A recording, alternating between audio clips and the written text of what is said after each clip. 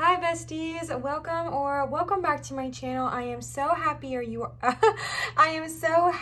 are here. If you are new, hi, hello, welcome. My name is Liv. I am so happy you are here. And if you are returning, bestie, what's up? I adore you and I am just so ecstatic that you have returned. All right. So let's go ahead and tune in. But before we do, I just want to address something. All right. I've got a band-aid on my finger and normally I would not address this because no one cares. However, you guys are really sweet, and I know someone would comment down below and be like, what happened to your finger? Now listen, nothing, okay? Nothing happened. I painted my nails and this finger got messed up. So this morning I woke up really early and I said, Liv, repaint your fingernail. And so I did. And then it messed up and I spilled a bagel all over my couch. So, was that necessary to share? No. But did I want you to about my finger? No, nothing is wrong with it. So I put on this giant snake ring to hopefully evade from the fact that there's a bandit on it. So anyways, that's that. Okay, that's that. I hope y'all are doing so amazing today. Today we are tuning into a really high vibrational energy of an urgent, oh my God, my cat. Okay, alrighty. Leo is popping in right off the bat. As a lot of you know, Leo is an incredibly spiritual cat and he is obsessed with all things tarot, all things oracle, and all things spiritual. So a lot of y'all think of him as a positive omen. So if you are one of those people, congrats. Leo is here to kind of just pop in and say hello. He's all about rose quartz right now, all right? So today we are tuning into a very high vibrational message, a high vibrational energy of kind of like an urgent message from your spirit guides, because honestly, I was just tuning into a lot of different energy that I couldn't pinpoint to just one category, because I think I'm tuning into people who need all different kinds of things, all different levels of encouragement, all different levels of energy. So I'm just kind of tuning into an urgent message from your spirit guides today. We're going to be doing card pulls as well as book divination at the end, because so many of y'all loved that last time, and we are going to be using the same book, the Guides, Goddesses, and Angels book, and we're gonna pull and see if there's a guide who's interested in, you know, hanging out and working with you. All right, so that's gonna come at the end of today's reading, but let's go ahead and hop into the beginning part of it. If you are new to this kind of pick a card style, or if you would just like a refresher, you can pick in a plethora of ways. You can pick based off of the stones. Like for pile 1, we have my rose quartz meatball. I call it my meatball because I don't know, she's meaty. I don't know, but I really like this stone. This is rose quartz. Pile number 2, we have flower agate, absolutely stunning, and one of my favorite stones as well. And then pile number 3, we have the selenite palm stone. As y'all know, I'm a big selenite fan here on this channel. Oh my gosh, did you see that? Okay, so you can pick based off of the stones you see here, rose quartz, flower agate, or selenite. You can pick based off of the pile numbers 1, 2, and 3. You can drop down to the description and see if your lucky number is there next to the pile time code. You can pick just solely based off intuition, or you can listen to the whole reading, pick apart what works for you from each pile, and create your own reading. Basically, what I'm trying to say here is that there is no way of picking wrong. This is a high vibrational message where I set the intention that whatever you listen to, whatever pile you listen to, sorry my chair is so squeaky, you will hopefully gain something from. So if something does not resonate with you, you know the deal, take it, throw it away. Okay, this is guidance. This is not end all be all. This is guidance. This is a tool. So kind of just tuning in and tapping into that and reminding yourself that there is absolutely no way of you picking a pile wrong. So be gentle to yourself and be easy on yourself. I'm going to give y'all some time with some meditation music to chill out, vibe out, ask your guides which pile you're meant to pick, and then I will see you cuties for your pile pick. Again, we are tuning into an urgent message from our guides.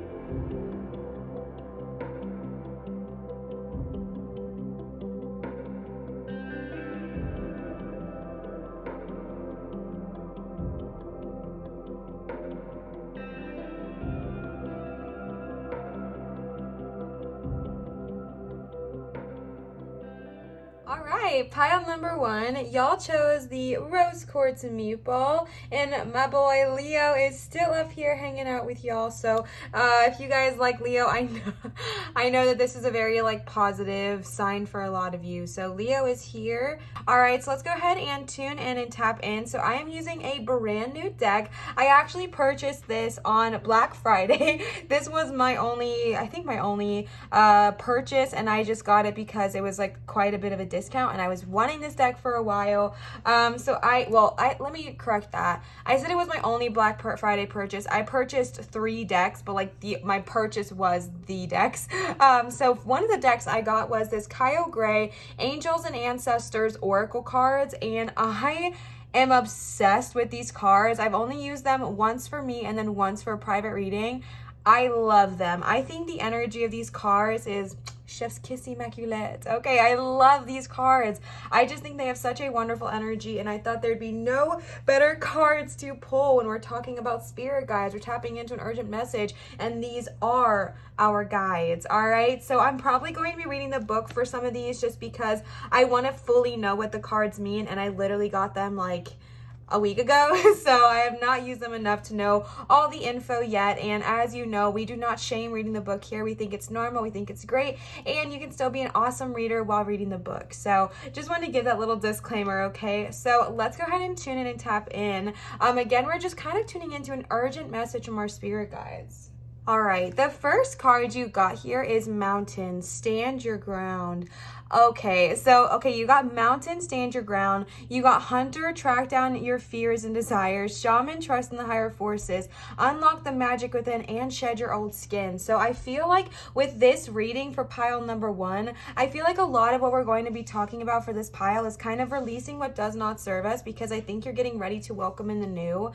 As I am recording this, we are still in 2021, but this is a timeless tarot reading. But if you are watching this as this goes live, we are about to enter into a brand new year, right? Like a brand new year is right around the corner for us, and we're kind of tuning into that energy. So a lot of what the energy I've been receiving for readings lately is about releasing what does not serve you, because 2022, in my opinion, I feel like it's just going to be an awesome year. You know what I'm saying? I don't think it's going to come without pains, right? Because when we grow, we do have growing pains sometimes. However, I think the growth will be had regardless, and that's something I really want to mention, because I don't know, the number 222 means a lot to me. I don't know if I can say this yet, but I'm gonna say it anyways, I guess. I set a date for my wedding, which is 2/22/2022, because I love the number so much. Okay, I know some of y'all might be like, that's a bit excessive.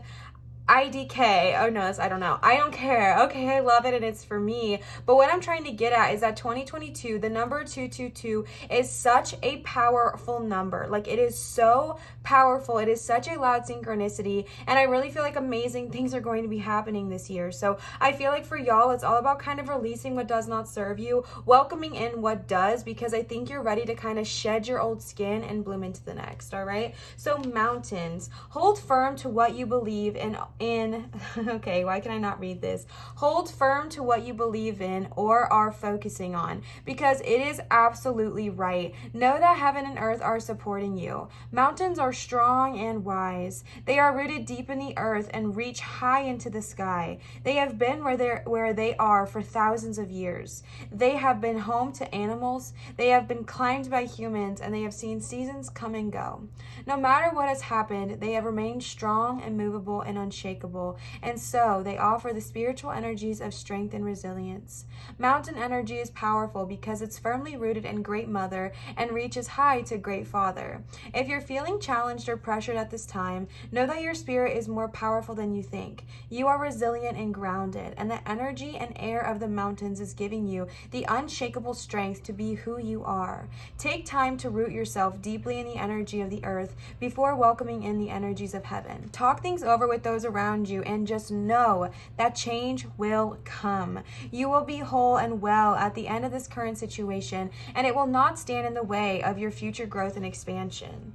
All right, I'm really tuning in. I got like a major headache as soon as I started reading that card. And I'm really tuning into somebody who's been going through it in the sense of, I feel like you have actively been trying to grow and change and go after things that you really like. Maybe you've finally started a business, or you're finally taking those steps to do so. Maybe you have been starting shadow work, maybe been doing inner child work, and maybe you've been putting your energy towards all these things. And you're like, Liv, I've been putting in so much time, so much energy, and all of me into growth, and I feel like nothing is changing. And that's who I'm kind of tapping into right now. And the mountain is saying, don't give up, okay? Stay strong and stay sturdy, because the change is on its way to you. Even if you don't feel that way right now, change is on its way to you. Stay strong and stay grounded. If you need to kind of just pause, rest, reflect, and understand that the change is coming to you regardless, then do so, my love, okay? But understanding that change is going to come to you because you are open to it.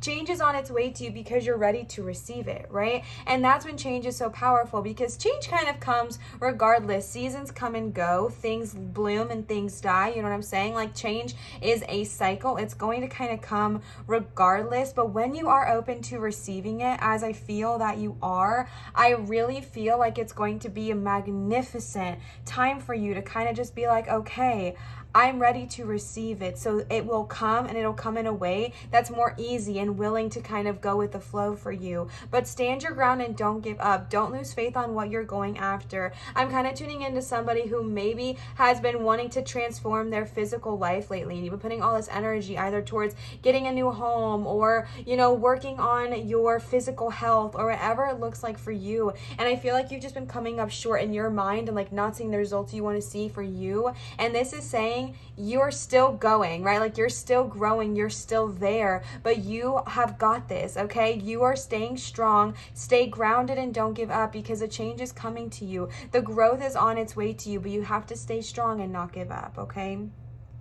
And then you got Hunter, track down your fears and desires. These cards are so interesting. I'm really curious to see if you guys feel this way, because like I said, I've only used these cards really for me personally and one other person. So I'm very, very curious if y'all feel the same energy. But for some reason, I feel like every single person on this card is familiar. Like, no one that I have come across on this deck has been like, oh, that's so interesting, I've never seen someone like them. Every single card to me feels familiar. Like, what is that about? Sorry for bonking you. But that's just something fun, I guess. That's all I have to say about that. Everyone feels super familiar in this deck, like a friend or someone I've once known in a past life. So I'm very, very, very curious if that is an energy that like you guys all feel, or if that's just something weird going on. So let me know. All right. Track down all of your fearful thoughts and feelings, and when you find them, you will find your desires too. The Hunter card is based on my favorite Celtic god, Cernunnos. I'm sorry if I'm pronouncing that wrong. Cernunnos. Cernunnos. He is the stag god of the wild and represents both the hunted and the hunter. Similarly, the hunter helps you connect with the energy that is both fearful and fearless. Your fears are the only thing standing between you and what you desire at this time. So you have to come face to face with them, as the hunter does with his wild animals, and go beyond them. Instead of being hunted down by your fears or other feelings that you have buried, become the hunter. You are being given confidence and strength at this time. So use your power to make a difference. You are not here to cower away or live in the shadows. You are here to realize your fullest potential. But this can only occur when you step up and do what needs to be done. When this card arises, there could be an opportunity to face an aspect of your past or bring closure to a situation that has been haunting you. If you are a man or identify as a male, this card represents your masculinity and an opportunity to know yourself more deeply. If you are a female or identify as female, this card represents your capacity to be strong and powerful and overcome limitations. First of all, I love that they said if you are or identify as, like, much respect, because a lot of these decks I've read are very what's a nice word to put it? Very sexual orientation based, which we don't vibe with here on this channel, like putting those labels into what they think they should be. No. So I really respect that they offered that here as well.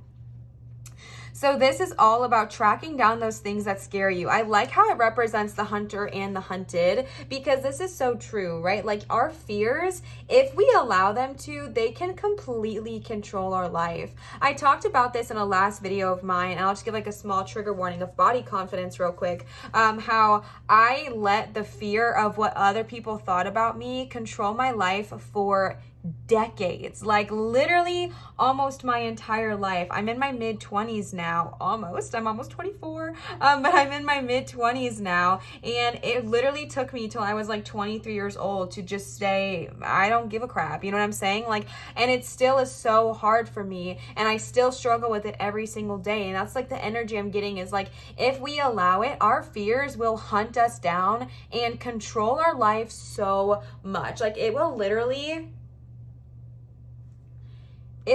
can like dictate your entire future. It really, really, really can. And so that's why it's so important to actually hunt down your fears instead and become the hunter in this moment. Hunt down those things that are standing in your way. This was another confirmation. If you have been feeling like you're at a plateau, or like you're wanting to manifest a new home, but for some reason things just keep going wrong, or you're wanting to manifest a new career path, but every time you get close to it, it's like just not there. This is the energy, and I'm not saying this, the cards are, okay, so don't come for me, but this is the energy saying that the something that is standing in your way right now is the fear of moving forward. And honestly, the fear of moving forward is really scary, and I feel like it's not talked about a lot because people are just like, go, strive, do better, get stronger. But honestly, moving forward is so scary because you're leaving behind what you've always known, right? Starting your own business is so scary. Yes, it's amazing, but it's so scary. Even if we're talking about on a physical level of,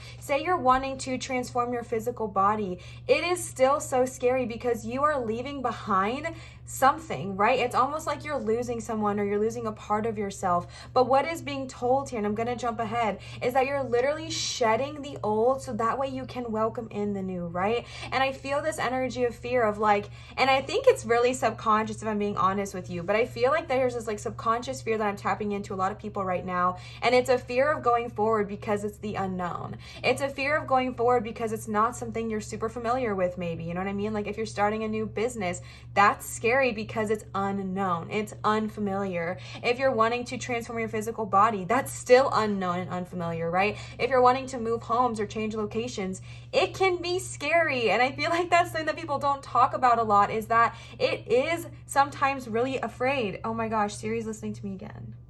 I'm sorry. Oh. Okay. I thought she was going to say like, I'm sorry, I didn't get that. But instead she just apologized. And you know what? Respect. Thank you for apologizing for eavesdropping. Like, thank you. But no, I'm just really tuning in and tapping into someone here who is just like, you know what?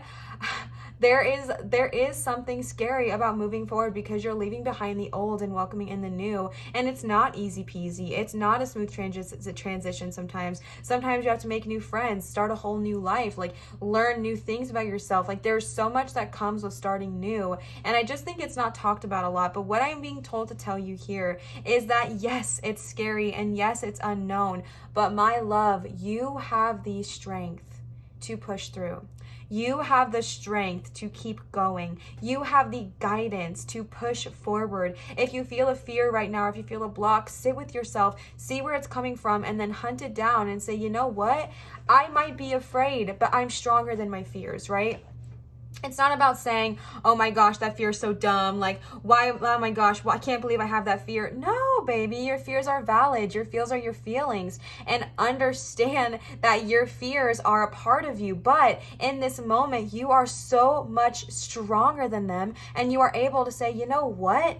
Maybe I am scared of starting this business. Maybe I am scared of taking that leap of faith. You know what? Maybe I am. But you know what else I know? I am so much stronger than that, and I am not going to let that hold me down. And it's about facing your fear and saying, get out of my way, all right? And push through it, all right? Push through it. You've got this. You've got this, all right? The shaman card I am familiar with because I did pull this one for myself, and it says trust in higher forces. I don't know if y'all can really tell, but they are big owl themes for these cards. This is the back of them. I didn't really show y'all this, but these are so gorgeous. As always, I will link below all the decks I use, but these are just so stunning, and they are heavy on the owl theme. So owls might be a very significant animal for you, and if not, just kind of think about it regardless. They might be a spiritual animal coming into your life soon. But shaman is all about trusting in higher forces and understanding that you are so protected. Like, you are being so protected and guided in this moment. I'm tapping into someone who's been talking to their guides a lot recently, and I feel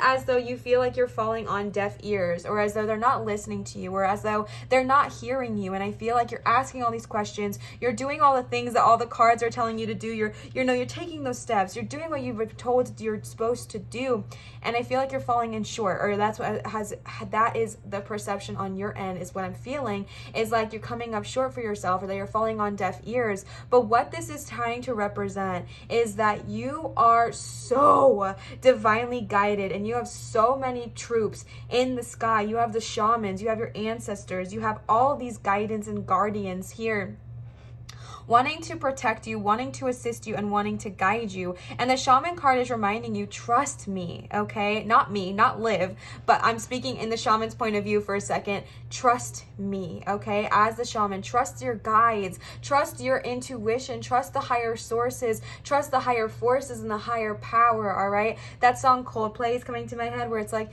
you've got the higher power, all right? Higher power. Step in and tune in to the higher power that you hold, and understanding that you are so protected in love in this moment. And I know it might feel like you're falling on deaf ears, and I know that me saying no you're not is not really going to make anything easier, but I'm just here to remind you that you actually are so divinely guided, all right? I'm going to read this extended message for you because I really resonate with it here.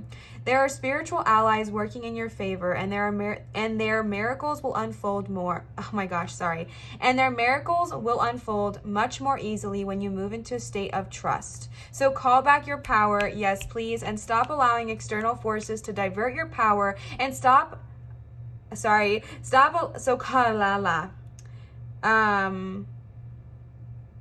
So call back your power and stop allowing external forces to divert you from the miracles that you deserve. Yes, please. Hand over all your concerns to your spiritual allies. When you do so, you allow them to send you intuitive guidance and messages that will allow you to correct the situation and come out on top. The shaman card shows that you have shamanic potential to move between the realms and connect with your guides in an extremely personal way, okay? Angels, guides, and ancestors. If you've given away your power, claim it back, okay? Claim back your energy. Claim back who you are. You are so protected and powerful.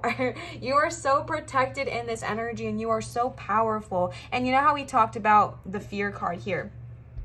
When it says if you've given away your power, it could be to external forces, as in like another person or a situation or a substance, whatever it looks like for you. But I'm honestly getting another message here that it could also be giving away your power to your own fear, right? Like giving away your power to your fear, letting your fear run your life, which I sadly feel like so many of us do. And I know I still do. Like, I'm open with you guys about that. I still have in so many ways let my fear control and dictate my life. You know what I'm saying? So it's about facing your fears, looking at them head down and saying, you have no power here. Become the hunter. Take back your power, and understanding that your guides are on your side. And if you feel like you're falling on deaf ears, just simply release, all right? Release the expectation of what you think they're going to say to you. Release the energy of what you hope they will say to you, and instead just allow them to say what they are wanting to say. Allow them to speak to you in the way that they are wanting to speak to you. Allow them to connect with you in the way that they are trying to get to you,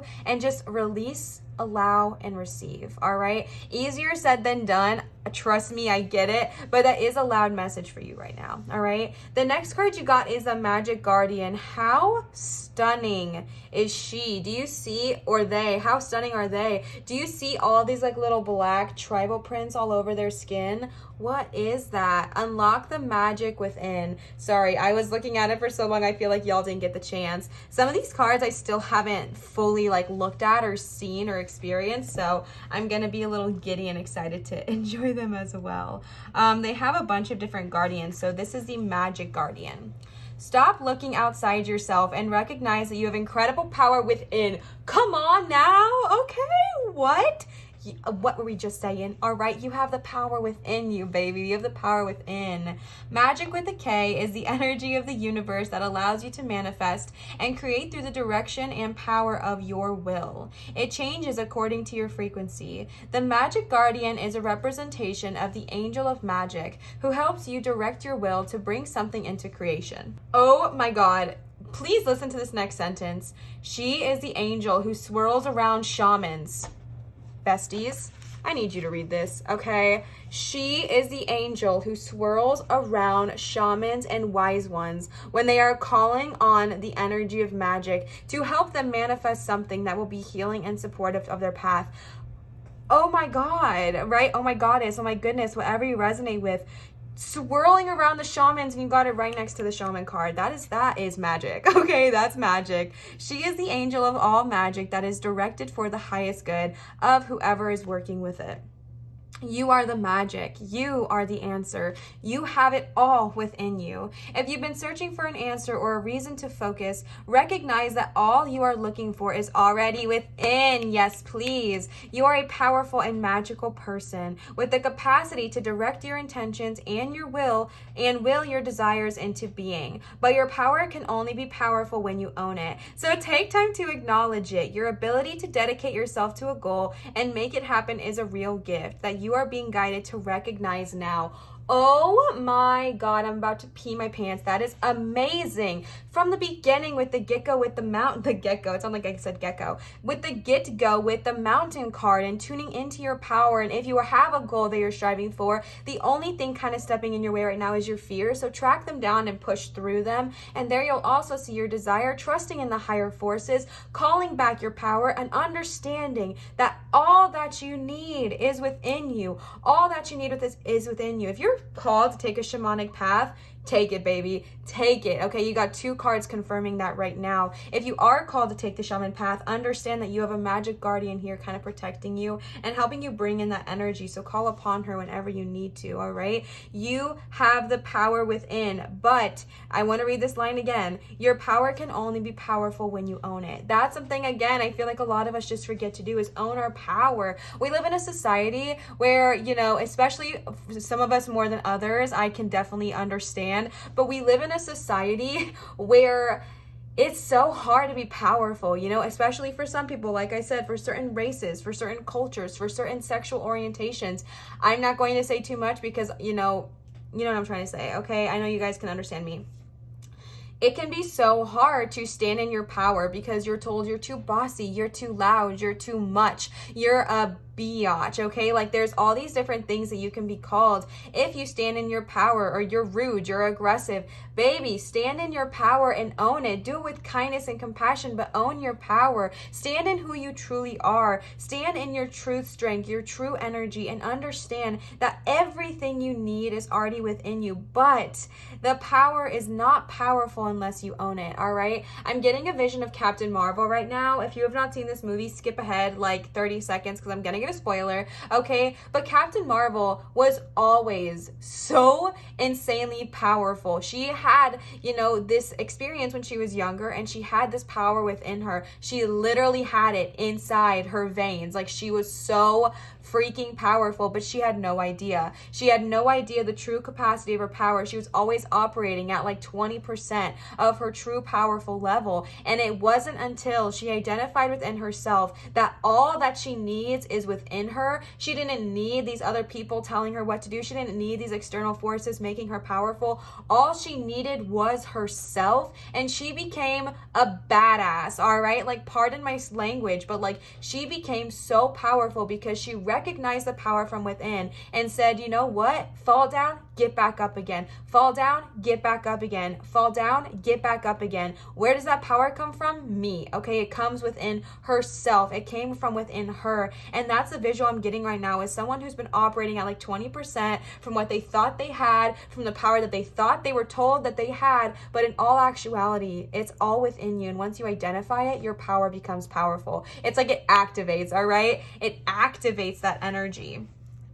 Hope y'all followed me for that. I have not watched that movie in a couple of years, and I think I'm gonna go watch it tonight because I'm like about to cry just thinking about that. Okay, the last card you got of this is Snake. Shed old skin. Cast off the old. Reveal your true colors, talents, and gifts to the world. All right.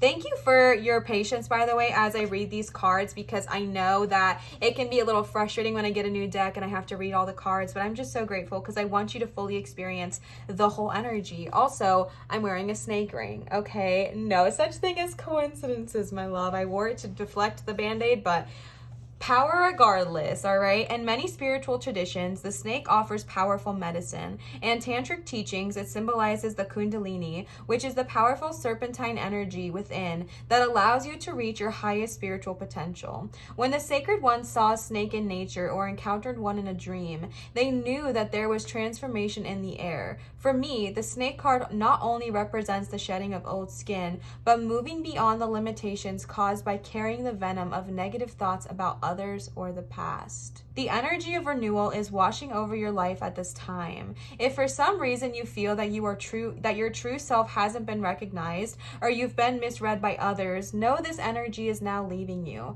As you've been working through your old stories and all the self-limiting beliefs that you've accumulated along the way, you've been peeling away a shield of skin that has created limiting experiences. Your own personal commitment to growth has been recognized. That's exactly what the Magic Guardian said. Oh my goodness. What was I saying? And now the external world will begin to reflect all of the work you've been doing within. Okay. Wow. If you feel someone you love has misunderstood you recently, they will be able to see beyond that if you're willing to recognize your own challenges. This is a time for renewal, abundance, and connection. Let yourself be reborn and celebrated. Oof, my goodness, baby. That's beautiful. Holy shiitake mushrooms. Wow.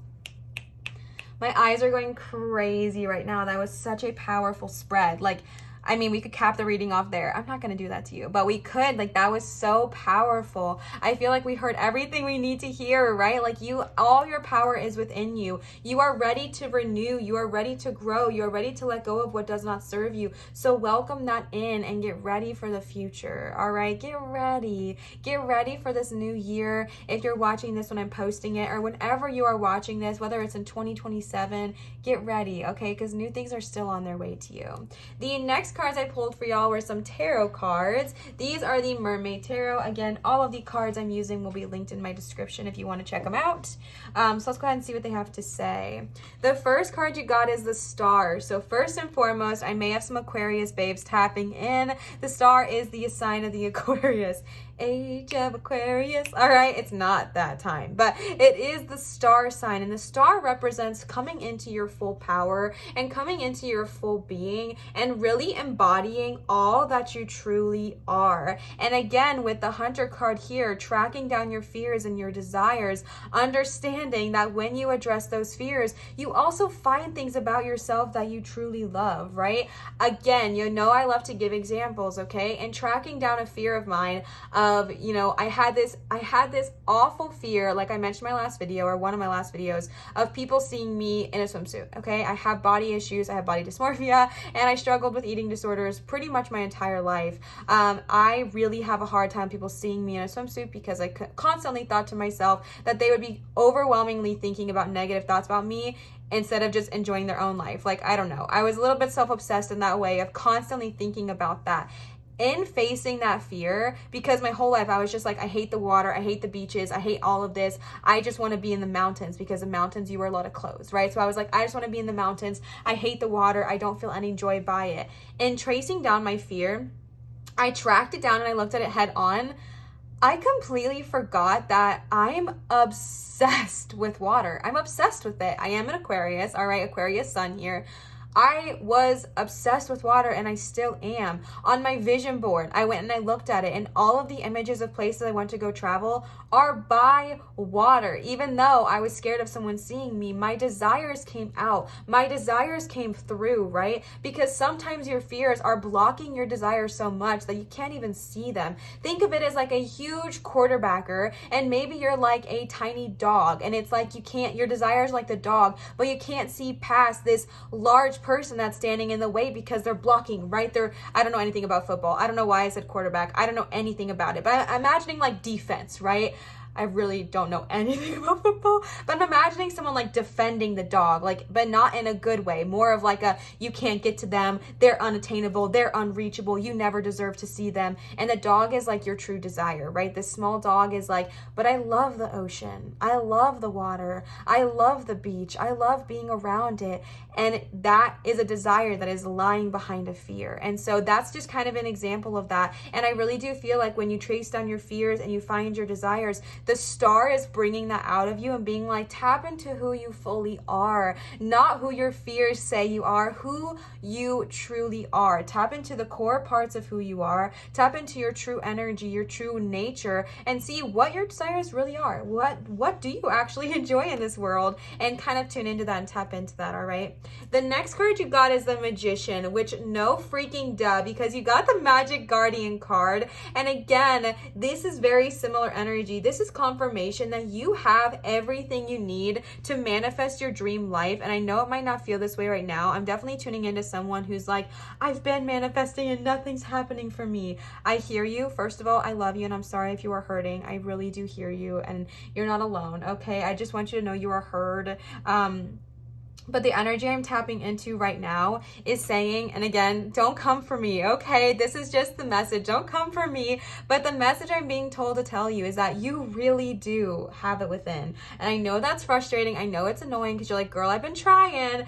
You really do have it within you. But again, the power is not powerful unless you believe in it, right? The power is not powerful unless you give it that power. And that's what I'm tapping into. Remember, Captain Marvel energy. You have to believe in yourself. You have to understand that you deserve to receive it. If it's a new home, you have to understand that you deserve to live in a new home. You deserve these great things. And it is coming to you. You have to stand your ground. Don't give up if you don't get it right away, all right? Don't give up if it's not easy right away. If you're starting your own business, don't give up if you don't get a bunch of clients right away. Don't give up if you don't get instantly rich or successful. If you're starting a YouTube channel, don't give up if you don't go instantly viral. Keep going, keep trekking, keep trying, understanding that it is on its way to you, but the power lies from within you. So you have to believe, you have to keep going, you have to understand you are being divinely guided and tap into the power within and release what does not serve you. And the magic is like surrounding you right now. Like the manifestation potential, sorry, I keep banging that.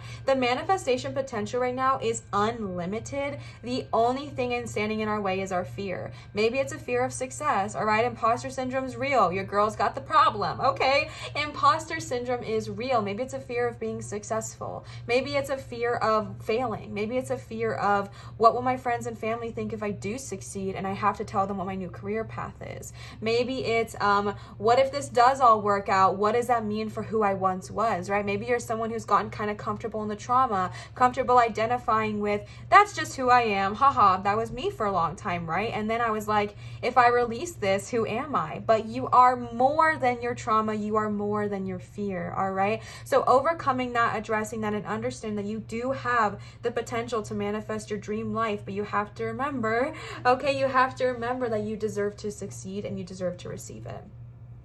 The next card you got is Nine of Pentacles. Okay, come on now. If someone is wanting to manifest some kind of physical, like tangible manifestation, this is confirmation that it's on its way to you. The Nine of Pentacles is the card of like so much success that you're able to treat yourself and nourish yourself and just like treat yourself 2007. All right, Parks and Rec energy. You are able to treat yourself 2022, okay? Or whenever you're watching this, you are able to treat yourself. Now, the message with this deck specifically is also a reminder, specifically with this deck, I've never heard of it with another deck, there is a very protective element to it. There is a very protective element to the Nine of Pentacles. As you can tell, she's kind of like guarding this well, guarding this secret well of energy and money and whatever. And that message here is that sometimes it is okay to protect what you have worked so hard for. And say you're wanting to earn a lot of money, when your family or when those friends that did not support you finally come up and they're like, oh, wow,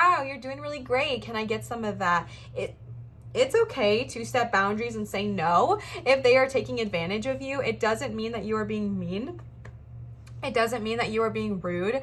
But again, going back to like the Captain Marvel energy, if you tune into all the power that you truly have, there might be some people who want to like use that. Or those friends that never supported you when you were trying, but now are like, oh, you're now successful or famous, or you have a really nice house and I want to be friends with you. Set your boundary and know your worth, okay? Set your boundary and know your worth, and understanding it's not mean to say no. It's not mean to set a boundary, especially if it's one of, you know, if you've been taken advantage of. Setting a boundary and setting your worth is never mean and never a bad thing, as long as you're, you know, doing it with the good of all and harm to none. But I just wanted to remind you of that, because the Nine of Pentacles is one of also setting boundaries with the hard work and success you have attained. All right, the next card you got is the Sun, babe. Beautiful things are on the horizon. Okay, this is a good card. This is a high vibrational card. You did get 3 majors here, so this is like a very high vibrational energy, and the Sun is saying the sun will come out tomorrow. All right, the sun will come out tomorrow. I don't know why that just came to my head, but the sun will come out. Better days are on the horizon. Better days are just ahead of you. The sun is literally peeking out here and saying, we're here to bless you. We're here to christen you, so to speak, right? Like, we are here to warm your body. I don't know what christen mean. I don't know why I said that, but like, we are here to warm you and to bring you comfort and to give you reminders that yes, you may have had a hard time. Yes, this maybe was hard to do, but it's worth it in the end. This is also the card all about creating the life you want to live. So again, more confirmation, magician, magic guardian, the sun, the star. You have everything you need to create the life you want to live, but let yourself feel the power that you have. Believe in yourself and step out of your own way and address those fears and say you don't belong here, because the sun is another confirmation, I love, that it's right there for you. It's right there for you. If you've been having a hard time believing that, trust in the mountain, trust in your shamans, trust in your guardians, and say, all right, you know what? I release and I allow myself to receive. And once you kind of release the expectations, once you release this energy of like, it's mine, I need it right now, you'll be surprised at what kind of comes from the surface. All right, so tap into the energy of receiving, tap into the energy of a bright things are on the horizon, and just know that good things are coming your way. All right, the last card you got today is the Four of Pentacles. More confirmation that finances are going to be okay for you. They're going to be well off for you. If you've been struggling with finances, or if that's something you've been trying to manifest, this is confirmation that everything will work out. A little gnat just showed up. Everything will work out. Bright things are upon the horizon. Good energy is here. So tune in and tap into that. The Four of Pentacles is confident. The Four of Pentacles is sturdy. Oh my gosh, this gnat. The Four of Pentacles is strong. What do gnats mean spiritually? Because it's all over my mouth. I think it wants my oxygen or something. But the Four of Pentacles is strong, is sturdy, is confident, knows their worth and knows their value. And remember this, okay? Remember this energy of, yeah, I've got this. Things are going well for me. I can do this. I can maintain this. If you are someone who struggles with lack money mindset, kind of rewriting that energy in this next upcoming season is a very loud message here as well with the Four of Pentacles. Because just as the Four of Pentacles is incredibly confident, when it is in reverse, it's an energy of like lack and holding on so tightly to money because we're in fear. So what I'm being told to tell you is just to kind of make sure that you are doing okay. Do y'all see this little gnat? It's on my finger now. I don't know what to do with it. But the Four of Pentacles is just a loud confirmation to keep going and keep trekking. And like I was saying, the only other message there is if you do struggle with lack money mindset at all, just understanding that you are so divinely protected. And if you are struggling with lack money mindset, ask your guides, ask your guardians for help in kind of rewriting that energy, because your mind is powerful. And I think you are someone who manifests with your thoughts and just can kind of like think something into reality. And so it's super important for you to be in a good relationship with that money right now, because again, money is energy. Money is, that's all it is. Money is all energy. So if you're in a good relationship with it, more of it will be attracted to you. If we're in a lack money mindset, the more it leaves. You know the tea. So if you are struggling with that, just ask your guides for help. All right. The last cards I pulled for you today are the Magic of Unicorns cards, gifted to me from Sasha. Sasha, thank you so much for these stunning cards. I love them and I love you, and I'm just so grateful for you. And then make sure to stay tuned after these cards, because then we are doing the book divination as well. So let's go ahead and see what they have to say. The first, oh, these are all upside down. Oops. The first card you got is Spiritual Warrior. Show you are a wise leader and command the universe, all right? Just like we were saying with all of these manifestation cards, you have the potential to manifest all you need into reality, but you have to know your power. This is another confirmation that you are more powerful than I think you really even realize. You have so much power within you, Captain Marvel. Okay, tune in and tap into that if you resonate with it, or if you understand the visual I'm kind of placing down right now, or putting down, you know, picking up what you're putting down. That's the saying, right? Kind of tune into that visual, because I really feel like you are so much more powerful than I think you even realize. Like, you are so powerful and you have the ability to do anything it is you need to do, but you have to understand you are powerful. You have to understand, good of all, harm to none, that you have an energy where you can command the universe. And the first time I heard that, I was like, command the universe? That sounds aggressive, but it's really not. And what I learned from that and from reading that card is just like, you know how sometimes when we're manifesting, we can be like, oh my gosh, I need this because I don't know what I'm going to do if I don't have it, and what's going to happen if I don't receive it. Oh my gosh, what am I going to do? This is saying, it's just saying, like, you know, it's on its way to you. So for example, you're wanting a new apartment, okay?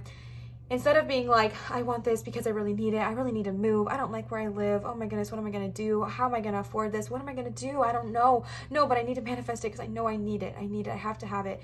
Instead, it's being like, oh, I'm so excited for my new apartment. Period. It's on its way to me. Period. It's not about hoping and wishing and, you know, saying, oh my goodness, I hope one day it comes to me. It's about identifying that it already is on its way to you. It's on its way to me. Command the universe in the energy of being like, it's on its way. I don't need to, you know, prove myself worthy of this or something. Like, it's on its way to me. I understand that it's coming. But again, understanding that your power is your power, and you have to understand that you deserve to receive it. All right. Also, 7 and 3 make number 10, which I think would then shrink to the number 1. So that's fun. Do with that what you will. I believe that's the Magician. Y'all know I don't know Don't know Roman numerals, but I think that has to be the number 1. So that might be a lucky number for you. All right. The next card you got, oh my gosh, no way. Another 10, number 28 equals 10, which also shrinks down to make the number 1. Right? I think. Actually, I don't know. Yeah, I think so. Okay, pool of Christ light. Open your heart and spread unconditional love, okay? Open your heart and understanding that love is throughout. Love is everywhere. Pool of Christ light, again, switch the word Christ, something else if that doesn't resonate with you, if that triggers you. But pool of basically like high vibrational light, of pure light is what it's representing here. Pool of Christ light is here to show you that there is so much love out there, and sometimes it can be so easy to think about all the negative things in this world, to think about all the ways that someone has hurt us or made us upset. But Pool of Christ light is reminding you to open up your heart and open up your understanding that we are all souls trying to do our best here, and to just kind of spread radical empathy and just so much love to everyone unconditionally. The thing that's so cool about the Pool of Christ light is not only are you being unconditionally loving to those around you, but to yourself, all right? And this Christ light, this pure light, can actually dissolve blocks in your physical, emotional, mental, and spiritual fields and replace them with love. It can bring great peace and great joy and actually raise your frequency into the 9th dimension, all right? It's also a super protective energy and protective light. So call your unicorns in or ask them for guidance if you resonate with this at all, but also just reminding yourself that you are so worthy of love. You are so worthy of forgiveness and compassion and understanding. And if you're ready to move through those blocks, especially because you got that near the fear card, ask your unicorn to kind of come in and help you tune into the Pool of Christ light. The next card you got is Access Your Gifts. Explore your treasure chest, and accept who you truly are. Okay, star sign. Okay, star. All right, access your gifts and explore your treasure chest. Accept who you truly are. This is a card saying you are so much more than you even realize. You have so much more magic than I think you even realize. You are so much more amazing than I think you can even comprehend how wonderful, how truly wonderful you are. And that's kind of the energy I'm picking up on here. And the fact that you got that with the Magic Guardian, you got the Magician, you got the Star, it's calling you to tap into who you truly are, my love. It is calling you to tap in to these core parts of yourself. I didn't talk about this at all, but rose quartz as a crystal, some of its key properties are self-love, tuning into who you truly are, unconditional love, literally with the spreading unconditional love, and just such a high vibrational energy of like forgiveness, empathy, and kindness towards yourself and towards others. It's just the love stone, all right? It is incredibly loving and incredibly powerful. And the fact that you got all that as well, all right? Because accepting who you truly are is all about what the star represents here in the tarot. And then you got the Magic Guardian saying you are ready to become your full powerful self. Access who you truly are, explore your treasure chest. If you don't know what your gifts are, well, you were told like multiple times here that one of your gifts is manifestation, okay? So tune into that and understand that you really can manifest your desired reality. And if you're like, Liv, I've been trying, it's not happening, release and allow yourself to receive, okay? Because you do have that gift, you do have that talent. I think it's something that we all have and we can all do. Just some of us can manifest, I think, easier than others. I know people who can just manifest just by, you know, thinking about someone's name and then all of a sudden that person's calling them. So it's really amazing. So some people just can do it in a different way than others, but we all have the ability to manifest. But you guys really do have the power to manifest in such a like powerful way. So that is one of your gifts right off the bat. And accepting who you truly are goes hand in hand with the star and, you know, what it is you're trying to break through. Again, with the going through your fears card, it might be hard because you're going to see who you truly are when you face these fears and you face these desires, but accept them and love them. All right. And the last card I got for y'all today before the book divination is your personal unicorn. This is all about opening up to your personal unicorn. Okay. So I've done like how to meet your dragon videos. I've never done a how to meet your unicorn because this book basically just says like open yourself up to receiving them. All right, so that's the guidance I'll tell for you as well, is just kind of opening up your heart to receiving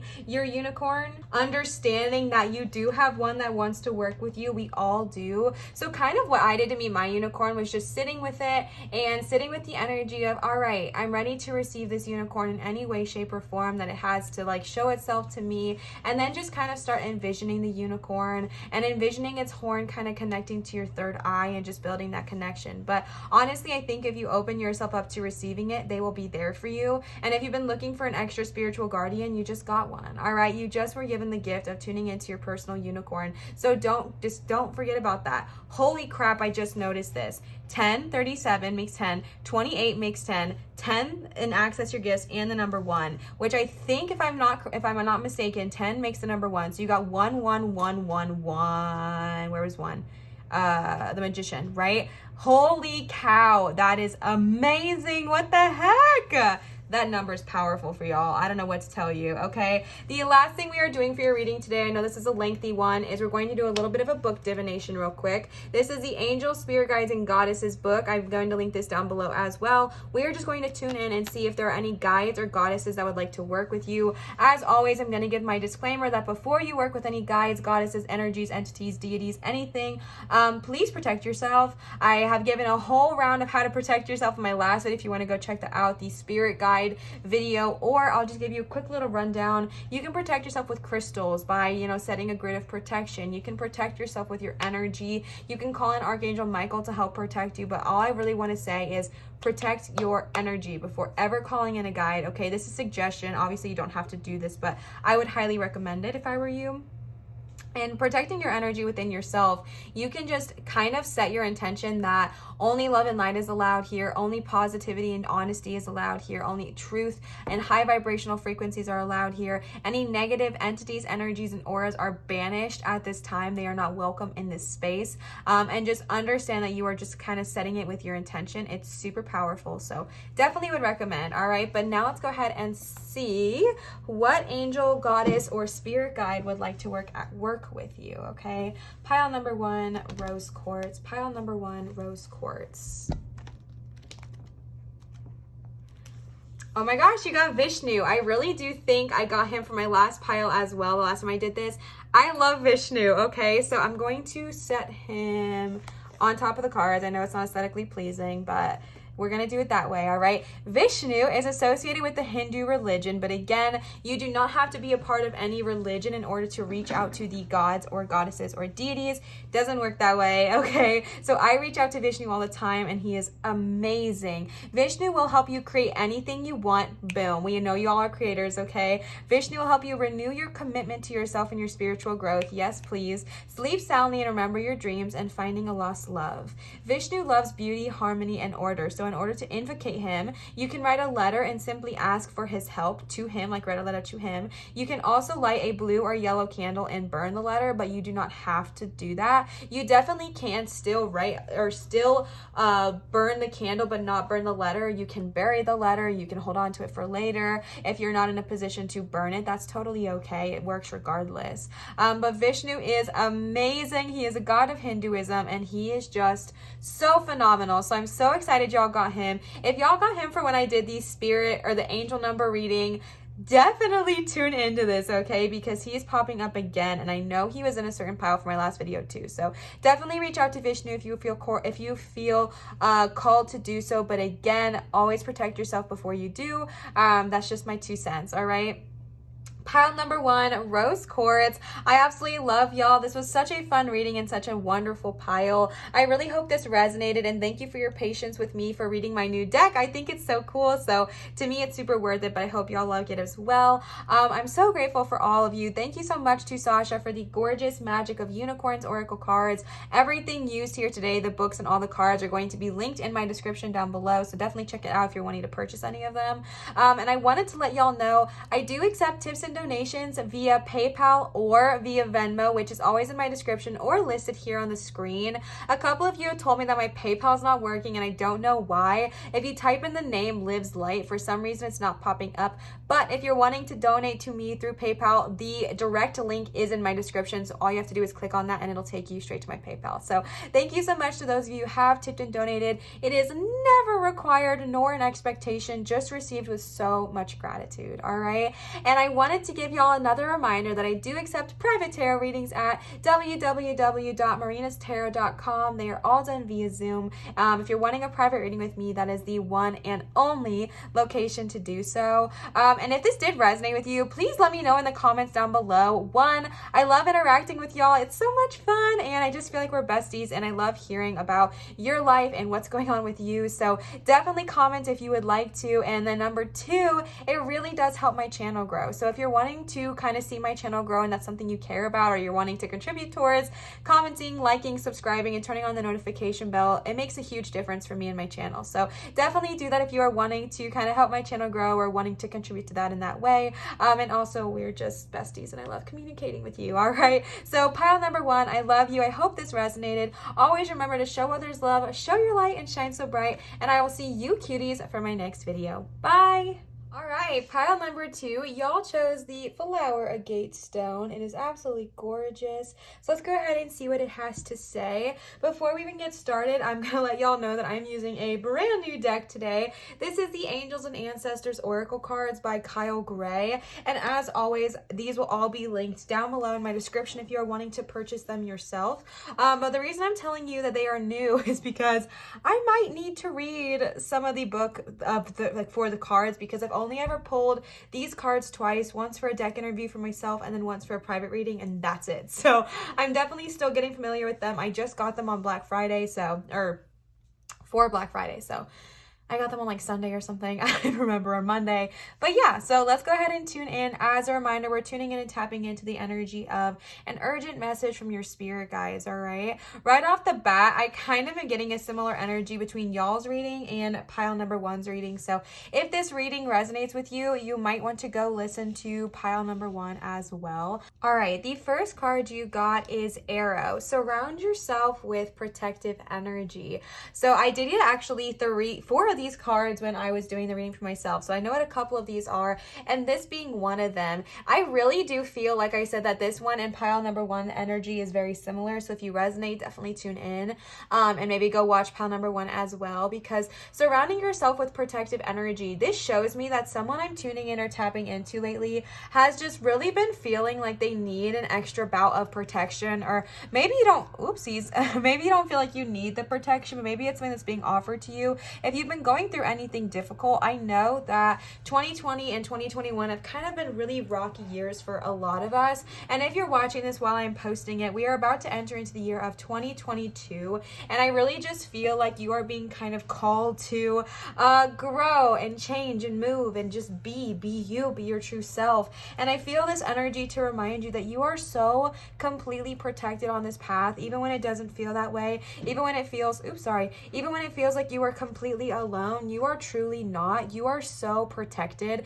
Arrow here represents that you have protective energy with your guides, your angels, your deities, your ancestors. And if you don't feel it, call upon them and ask them to protect you.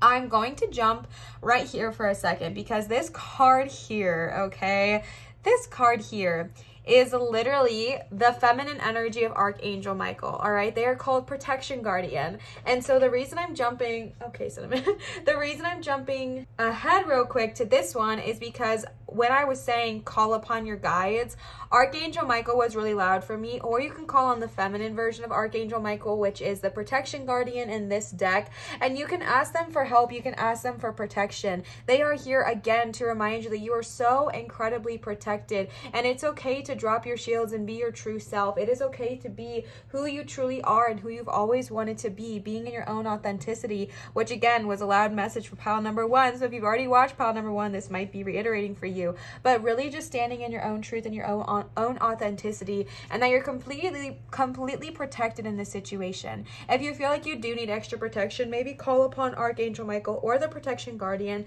and know that they are on your side. Like, they are there to protect you. The next card you got is Oracle. Wait for important information. Now, y'all know I do not believe in coincidences. This is the second time in today's reading that a snake has popped up, and I just feel like the way my snake ring is wrapped around my finger in comparison to the way the snake is wrapped around her arm is just nutsos, right? Like, even the curl of the tail, everything. And I do not wear this ring that often.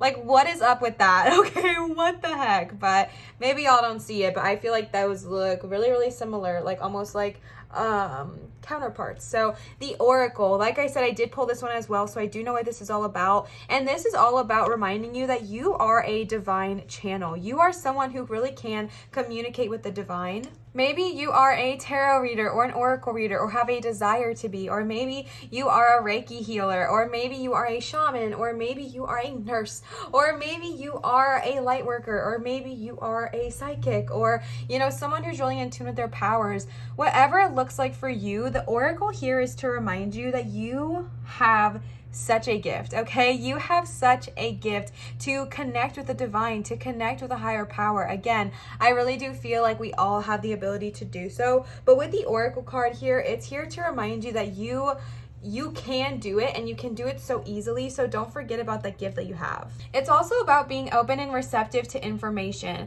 Gather facts so that you can make a decision that is in line with your integrity. Angels, ancestors, and the universe are speaking to you at this time, so look and listen for important conversations, signs, and messages that will point you in the right direction. You are being guided to wait for more information before making any fast moves, because at the moment, you're letting your wants get in the way of your needs. There is an opportunity for you to see everything clearly at this time, but you will only be able to do so if you are willing to truly open your eyes. If you have been waiting for further information about a choice you have to make or action you have to take, don't take matters into your own hands, but let what needs to be revealed be revealed. Then you'll know what to do next. The angels are supporting you, so trust them, all right? This fact that you got that with two guardians here, the Arrow Protection card and the Oracle, is just showing that you are so divinely guided and so divinely protected. So don't forget about that. Don't take that for, like, don't not take it for granted, but don't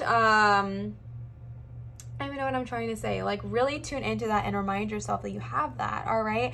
And that your guides, your angels, your ancestors, the deities, they are wanting to communicate with you. So be open to receiving their messages. Like I said, we are going to be doing book divination at the end of today's reading. And I'm actually using the Angels, Spirit Guides, and Goddesses book to see if there are any angels, spirit guides, or goddesses that are wanting to kind of reach out to you and work with you. And so if we pull one today and you really feel called to work with them, ask them and then be open to receiving their answer, right? Because a lot of times when we ask our guides for information or answers or really whatever, we expect something from them in a certain way. So like if you're asking, okay, should I take this job? We're expecting a very clear-cut answer of like a yes booming down or a no booming down or I don't know, like a very loud obvious sign, which sometimes we definitely have those, but sometimes they come in different ways. Like maybe, you know, a brand new opportunity comes up that was not even close to what you were even thinking about, but it's still on the same path. You know what I'm saying? So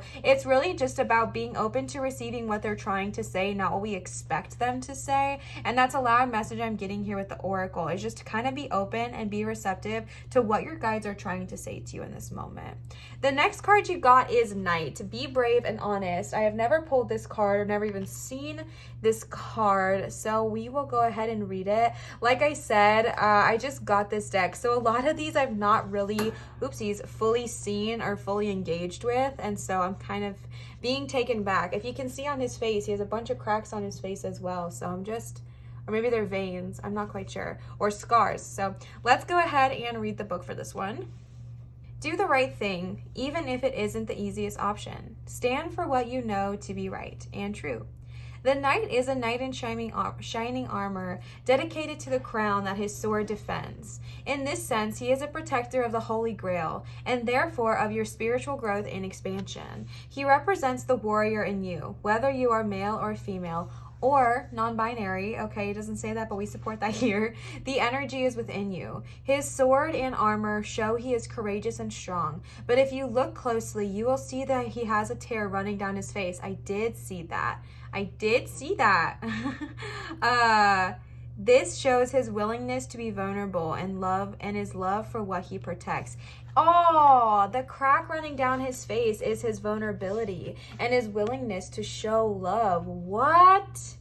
Oh man, you know, oh my gosh, why is that making me emotional? What? Oh my gosh, this is making me emotional for a sec. I just tuned into someone who is like always having this very hard exterior of like, I've got this, I'm confident, I'm strong, I'm brave, I'm powerful. Like, I feel like you are someone who really has this tough exterior, and I don't mean tough in a negative way at all. I just mean like very strong exterior. Like people can count on you is what I'm getting from this energy, is like you are someone to be counted upon. You are someone who people can trust and really just like pour their hearts onto, and you are kind of like a protective energy from what I'm gathering. Not only are you protected, but I feel like you are very protective, and I feel like you just have this strong, confident energy about you. But I feel like the crack down his face, again, him is not, you know, it's just the energy I'm tapping into here, but the crack running down their face,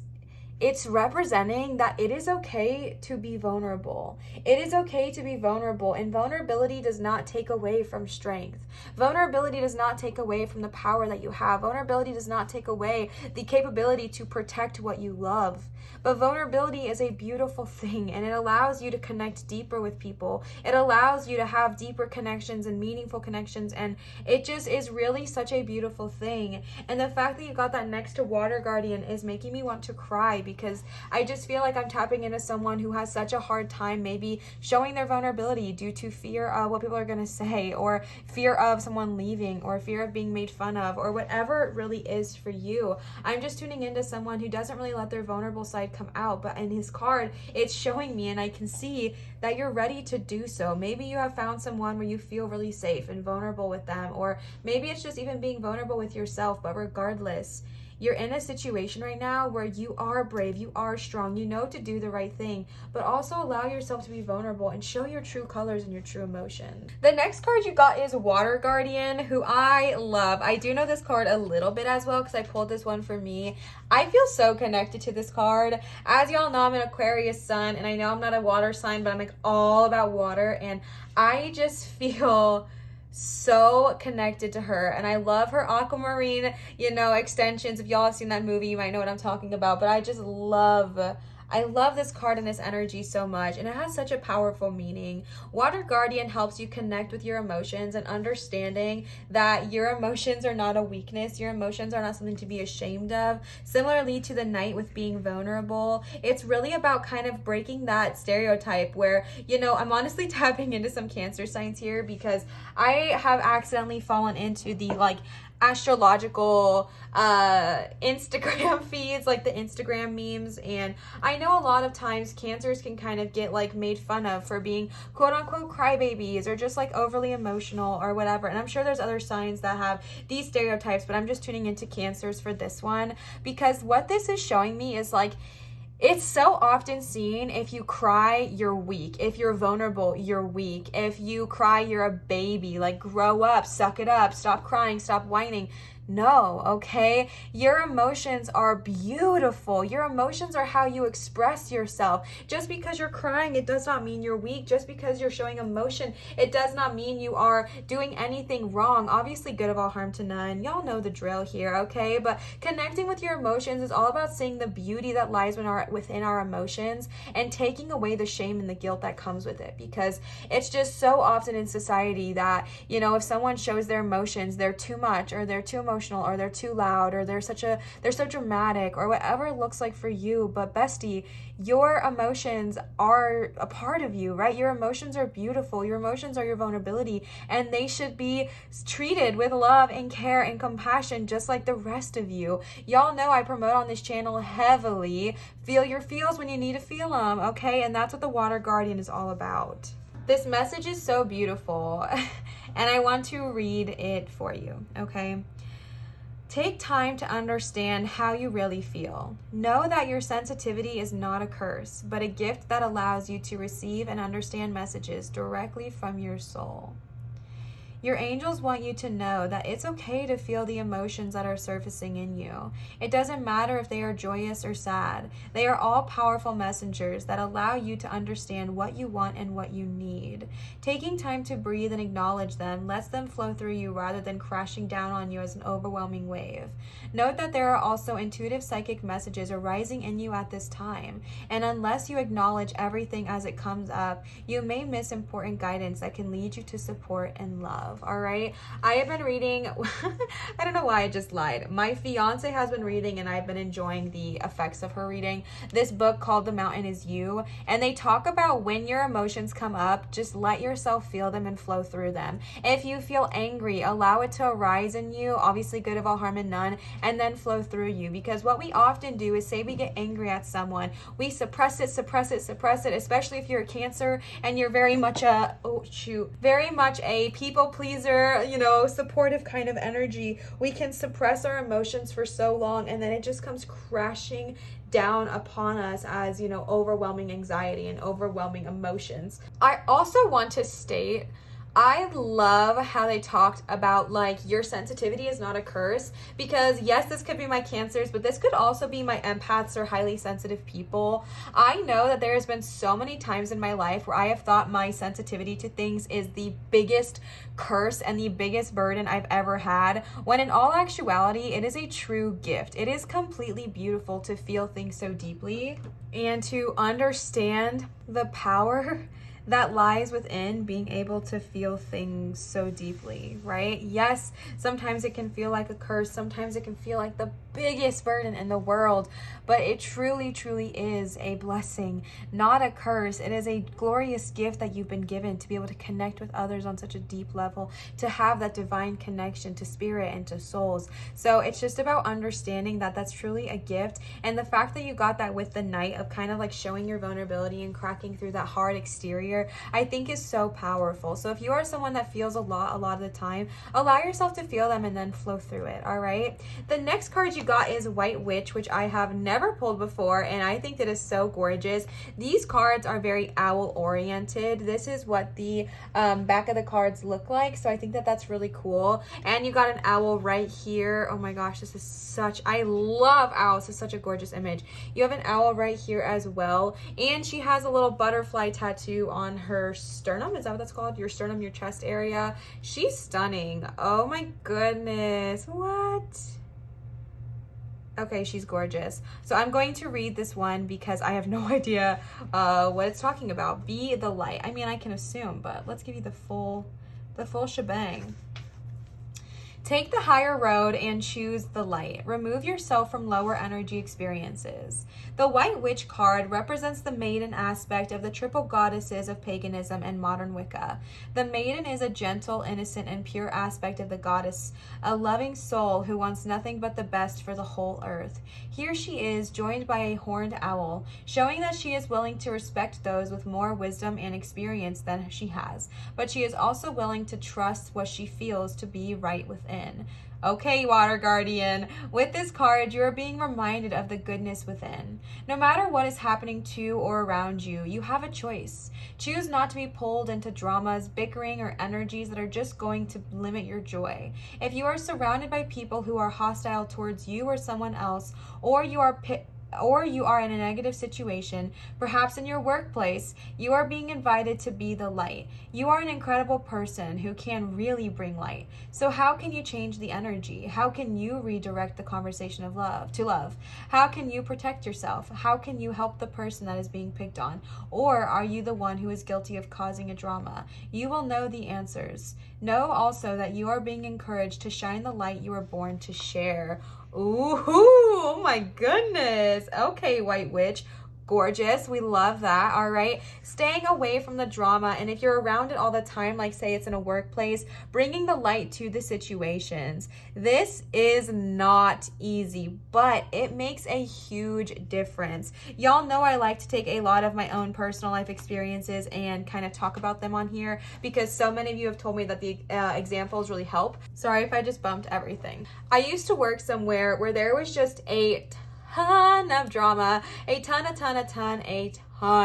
And it is so easy to get sucked into it. And honestly, I saw a post by the holistic psychologist, and she talked about how drama helps us feel connected. It's how we form bonds. And there's something so weird and connecting about a common enemy or just like engaging in drama. It's really weird. I don't know what it's about. I'm sure if I finished reading the post, I would, but I didn't. But I really do think that that is something that is so hard to break through, but it is so necessary.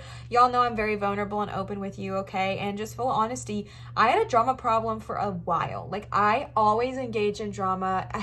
It was almost like an addiction for me. Like, I wanted to know everything. I'm so nosy. And so if someone was talking about drama, I would put myself involved in the situation. And it was really toxic, okay? Because what you have to remember is you're talking about someone with feelings and emotions and hopes and dreams. And yes, maybe they're annoying, or yes, maybe they did something ridiculous at work, but gossiping about them or talking bad about them, all it does is lower your vibration and then hurt that person, you know, because if they found out about that, that's just so gut-wrenching. And honestly, it's so helpful to break it. So what I did, because I really chose to be the light in this conversation, and it stops them, okay? Yes, they probably will still gossip, but not around you, all right? Because what I ended up doing is when someone would gossip about somebody, I'd be like, well, did you ask how they're feeling? Like, are they okay? Did something happen at home? And every single time, they'd be like, no, what? I was like, maybe they had like a really rough day, or, you know, maybe they just had something going on, or whatever I said in the moment.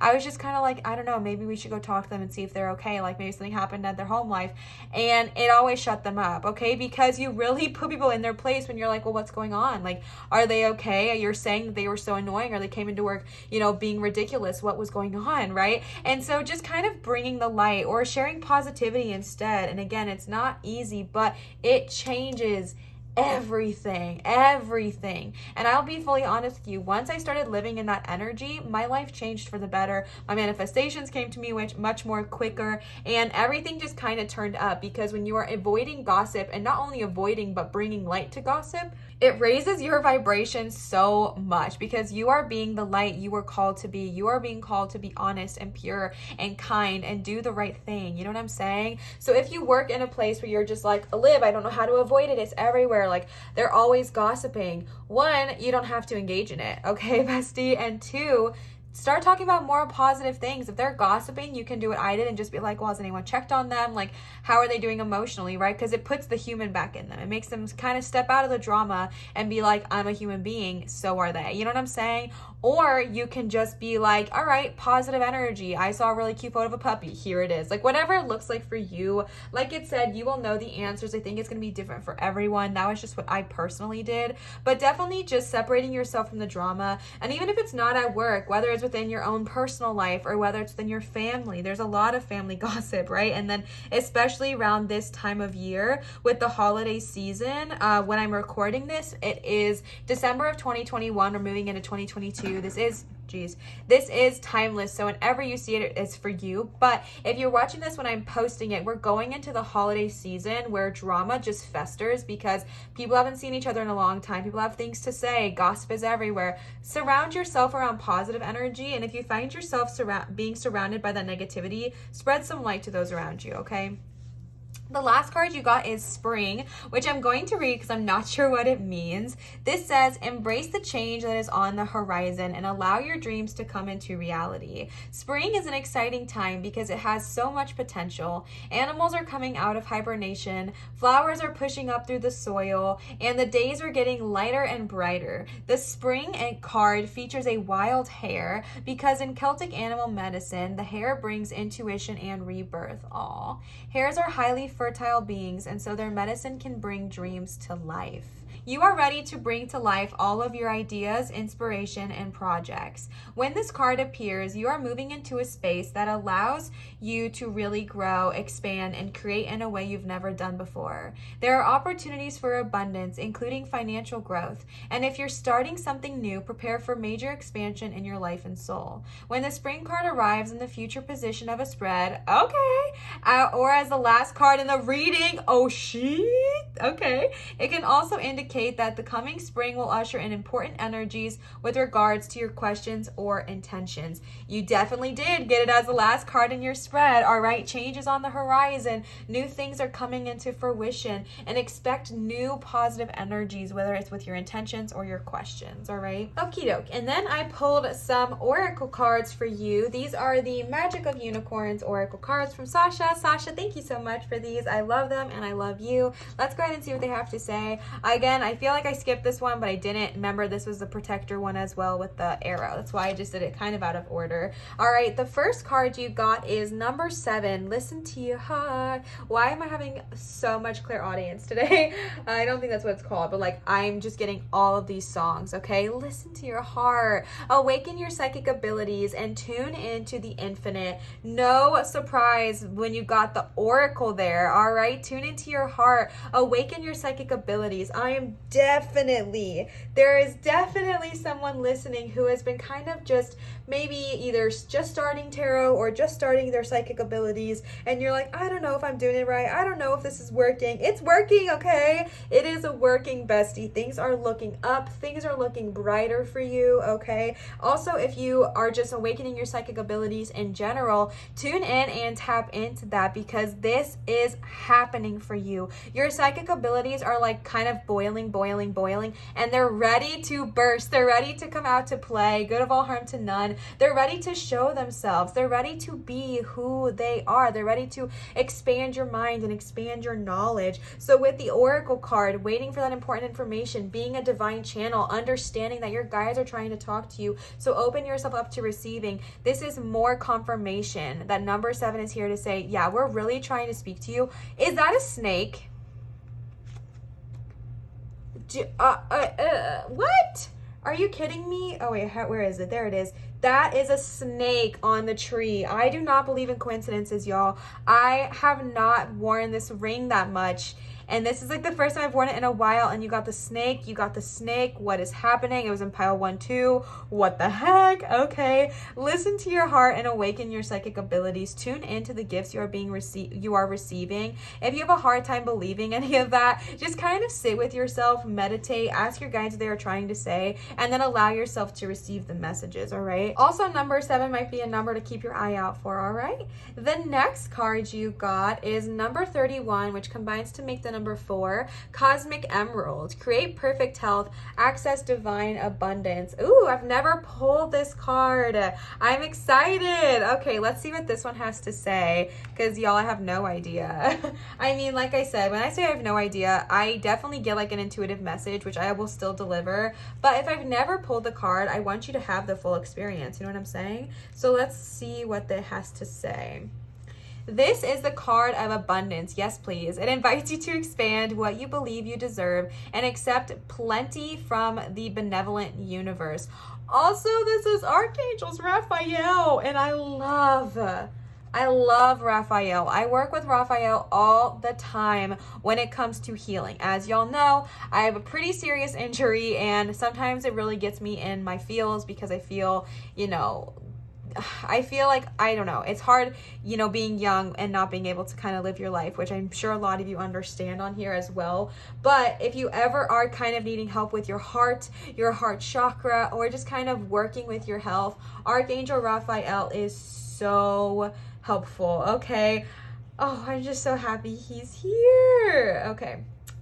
He also helps through the third eye chakra, so tune into that. Your guidance is to be clear about your intention to serve the highest good. Then ask that a cosmic emerald be positioned over you and activated to accelerate your spiritual journey with health, happiness, and abundance. So I really do feel like you got the card of abundance, you got the card of perfect health, and the fact that it says it's asking you to like expand what it is you believe you deserve, that really got me in my feels, okay? Because I feel like with that message right there, I was tuning into somebody who just has been living their life at like 40% of what it is they truly deserve, because that's what you were told you deserved, whether it's the way you live, whether it is the job you have, whether it's the people you find yourself in relationships with, okay? Or the people you just surround yourself with, whatever it looks like. I'm just getting this energy of someone who just is not living the life they've always wanted to live because they didn't think that they deserved it or that they could ever have that. And the Cosmic Emerald is here to say, let's open up and expand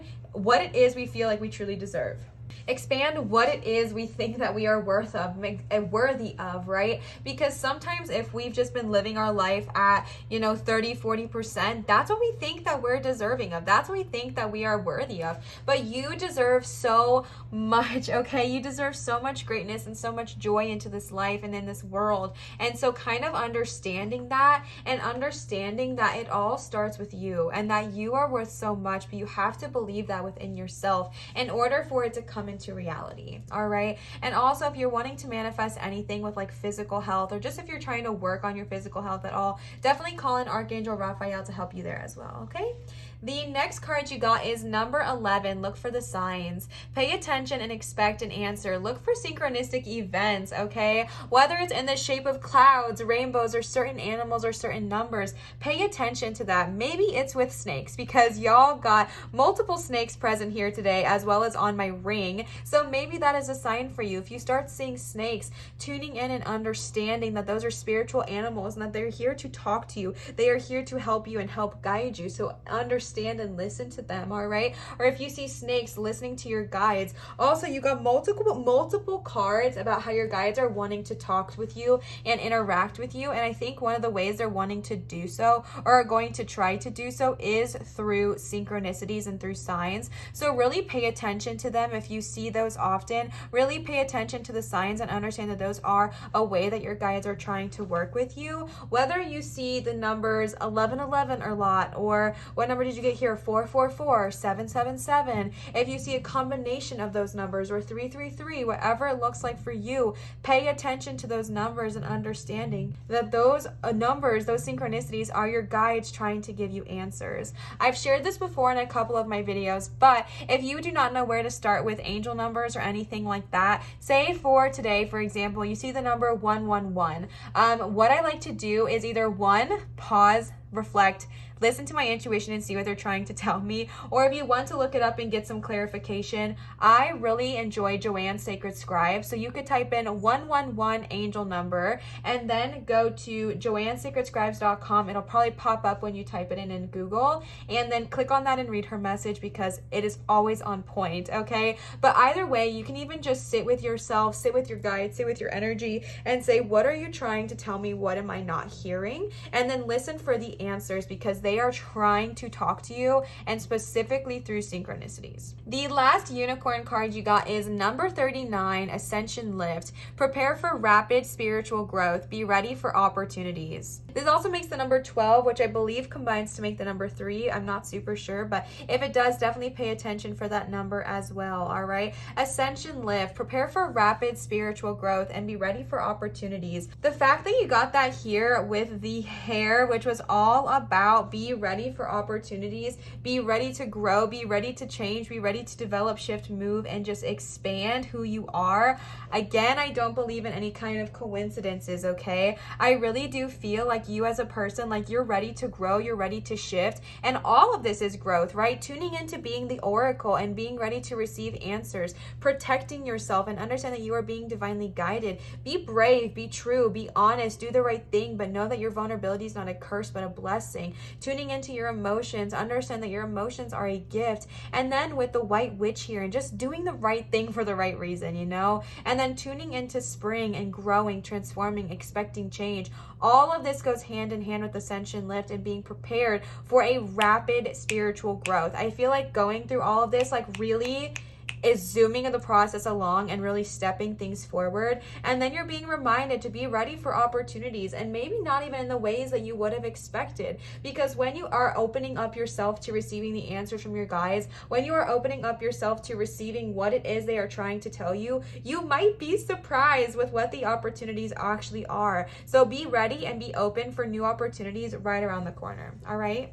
All right, the last cards I pulled for y'all today before the book divination are some tarot cards. Again, all decks used and the book used will be linked in my description if you are interested. So let's go ahead and see what they have to say. The first card you got is Judgment, all right? I think that this is really interesting because honestly with the Knight and the Water Guardian card, and even with the White Witch card, I was really tapping into someone who's just kind of hard on themselves. Bestie, I don't know why, but I do feel like I'm tuning into someone who is hard on themselves, or who, when I first touched on that White Witch topic and you were maybe immediately going to like, oh man, I do that a lot. Man, I feel horrible. Why did I do that? Like, I feel like it went to instant like guilt and shame rather than excitement for change and an excitement for growth and opportunity. So I feel like you are maybe someone who's a little bit hard on yourself and maybe who rags on yourself a little bit. And this is the card, the Judgment card is like looking back on yourself and your past choices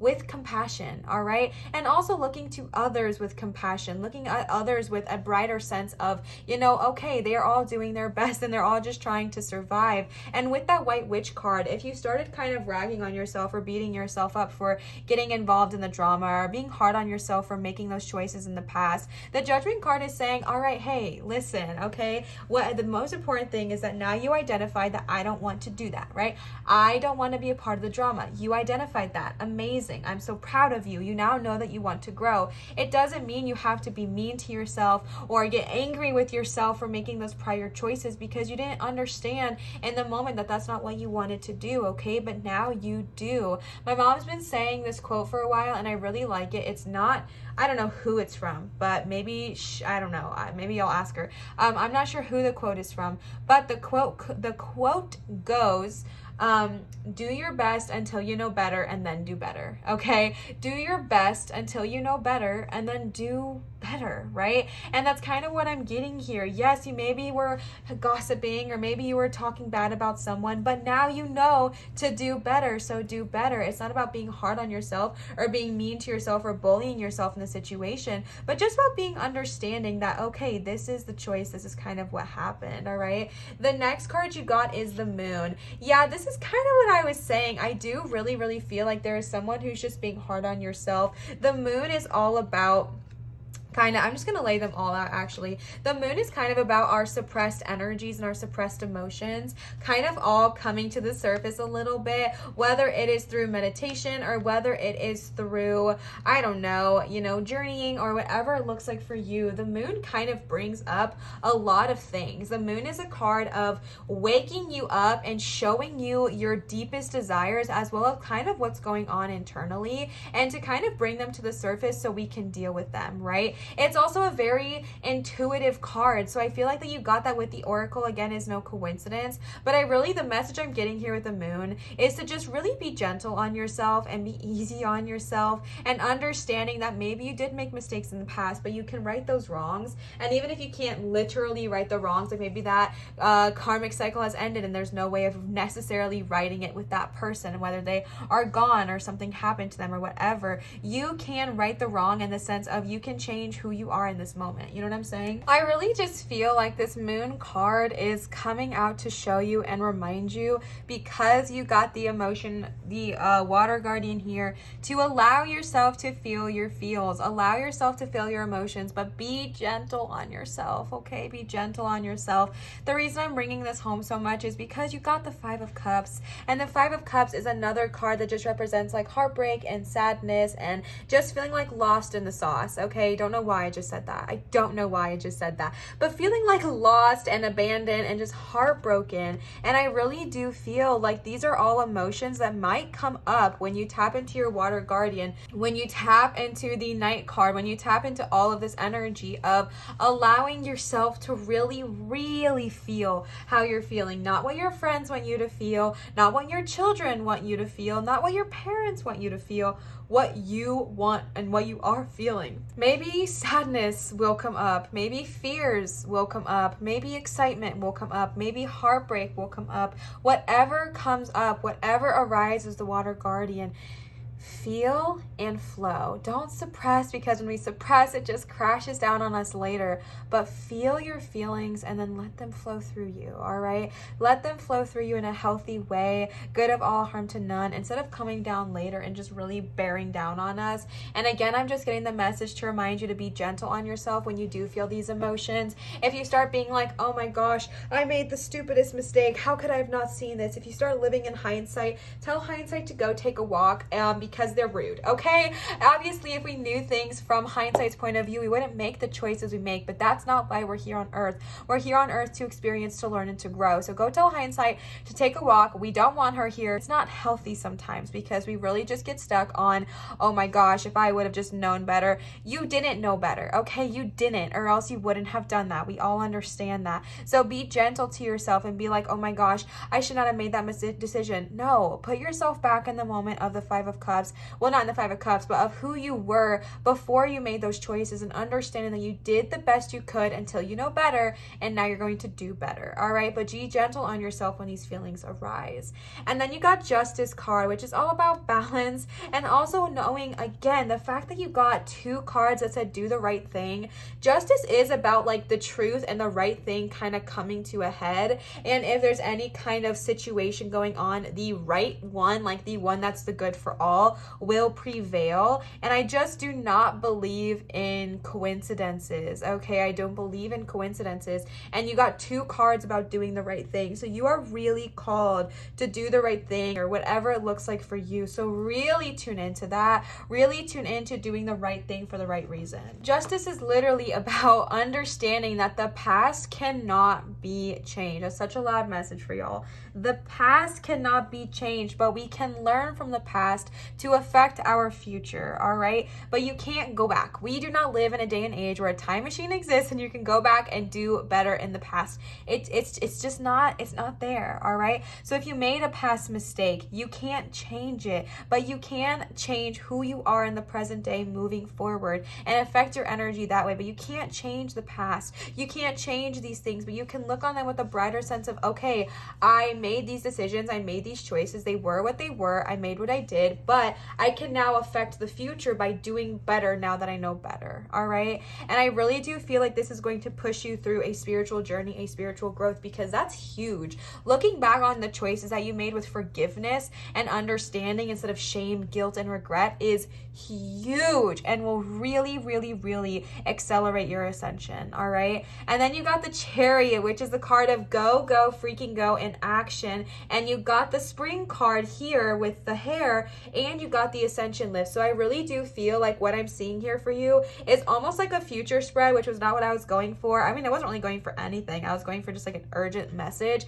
However, you pile number 2, you guys are going through like so much growth, because honestly, it's like you're being called to do a lot of that spirit work. You're being called to do a lot of that soul work and that soul healing and figuring out, okay, like not figuring out, but like spending that time on yourself, spending that energy on yourself, and then just being like, okay, I'm ready to forgive, I'm ready to release, and I'm ready to move forward. And that's what I'm seeing with the hair, the Ascension lift, and the Chariot is like, you're ready to go, you're ready to move, you want to change, you want to evolve, you want to be stronger, you want to be and do better, and this is how you're doing so, and you're already on the right path, so keep going. The last thing we have for you, pile number 2, is the book divination portion of today's reading. We are using the book Angels, Spirit Guides, and Goddesses by Susan Gregg.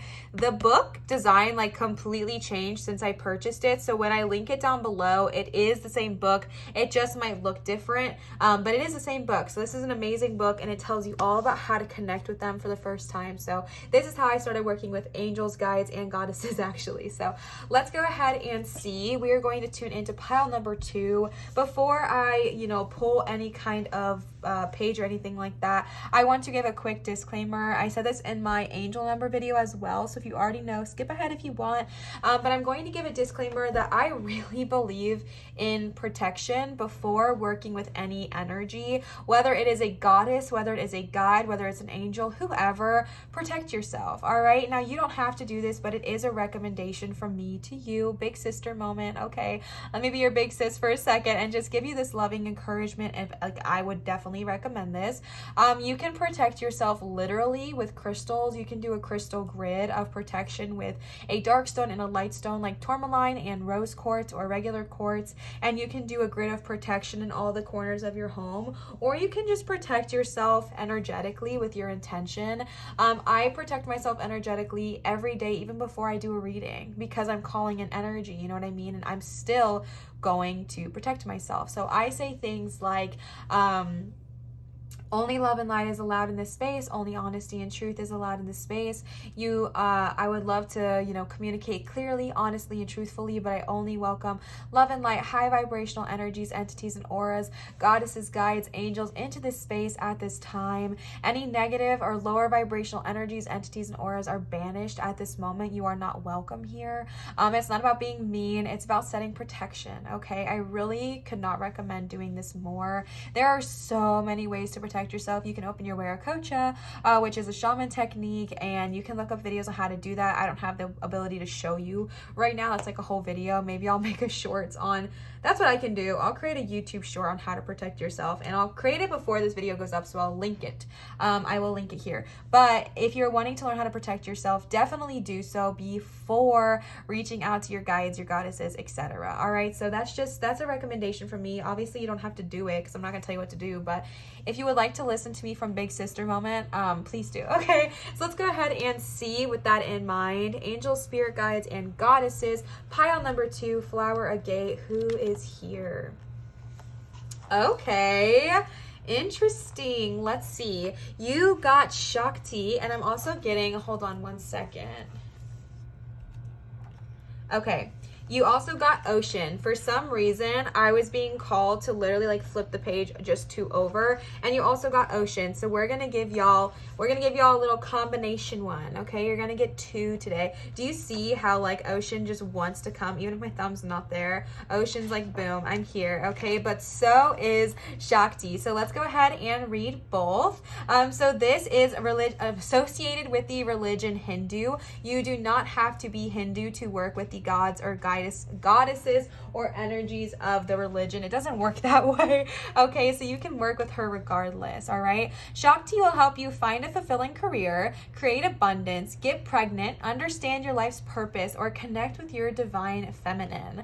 Invoking the power of Shakti allows you, I hope I'm saying that right, please tell me if I'm not, allows you to connect with the incredible power of limitless creation, since she is the personification of the divine feminine. When you call upon her, you'll immediately be surrounded by a feeling of warmth, acceptance, and love. Imagine all of your requests arriving into your life in a divinely magical way.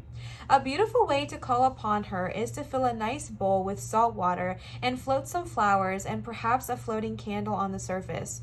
That sounds so amazing. I want to do that. Gaze gently into the water and ask for her assistance. You could say the following: Shakti, divine mother of us all, help me manifest the abundance and joy that is my birthright. Help me see you through your eyes of love rather than through my eyes of judgment and fear. I give thanks for all your blessings. Wow. Yes, please. Oh my goodness, Shakti. We love that. We love to see it. Shakti might be a goddess who would like to work with you as well. Okay, that's so beautiful. The next one, like I said, y'all got two, is Ocean. I hope I'm pronouncing that right, or Ocean. Ocean is associated with African culture. Ocean will help you have a child, see the good in everything, lower your blood pressure, find diplomatic solutions, enhance your relationships, deepen your sexual satisfaction, and expand your sensuality, and attract lots of money. Okay, you guys got a lot of things about attraction. Ocean loves vivid colors, so you can write down your requests and wrap it in a colorful scarf or light a bunch of bright colored candles. Sit quietly and watch the sunset while you allow yourself to connect with this beautiful and powerful woman. That is so cool. Her smile can light up the world. Yes, Ocean. Her laughter soothes even the most savage beast. Once you ask Ocean for her help and connect with her, you have a friend for life. Oh, I love that. Oh my God, that's beautiful. Pile number 2, y'all got 2 goddesses, which makes sense, or 2 book divinations, which makes sense because y'all got pile number 2, okay? I adore y'all. I really hope this resonated with you.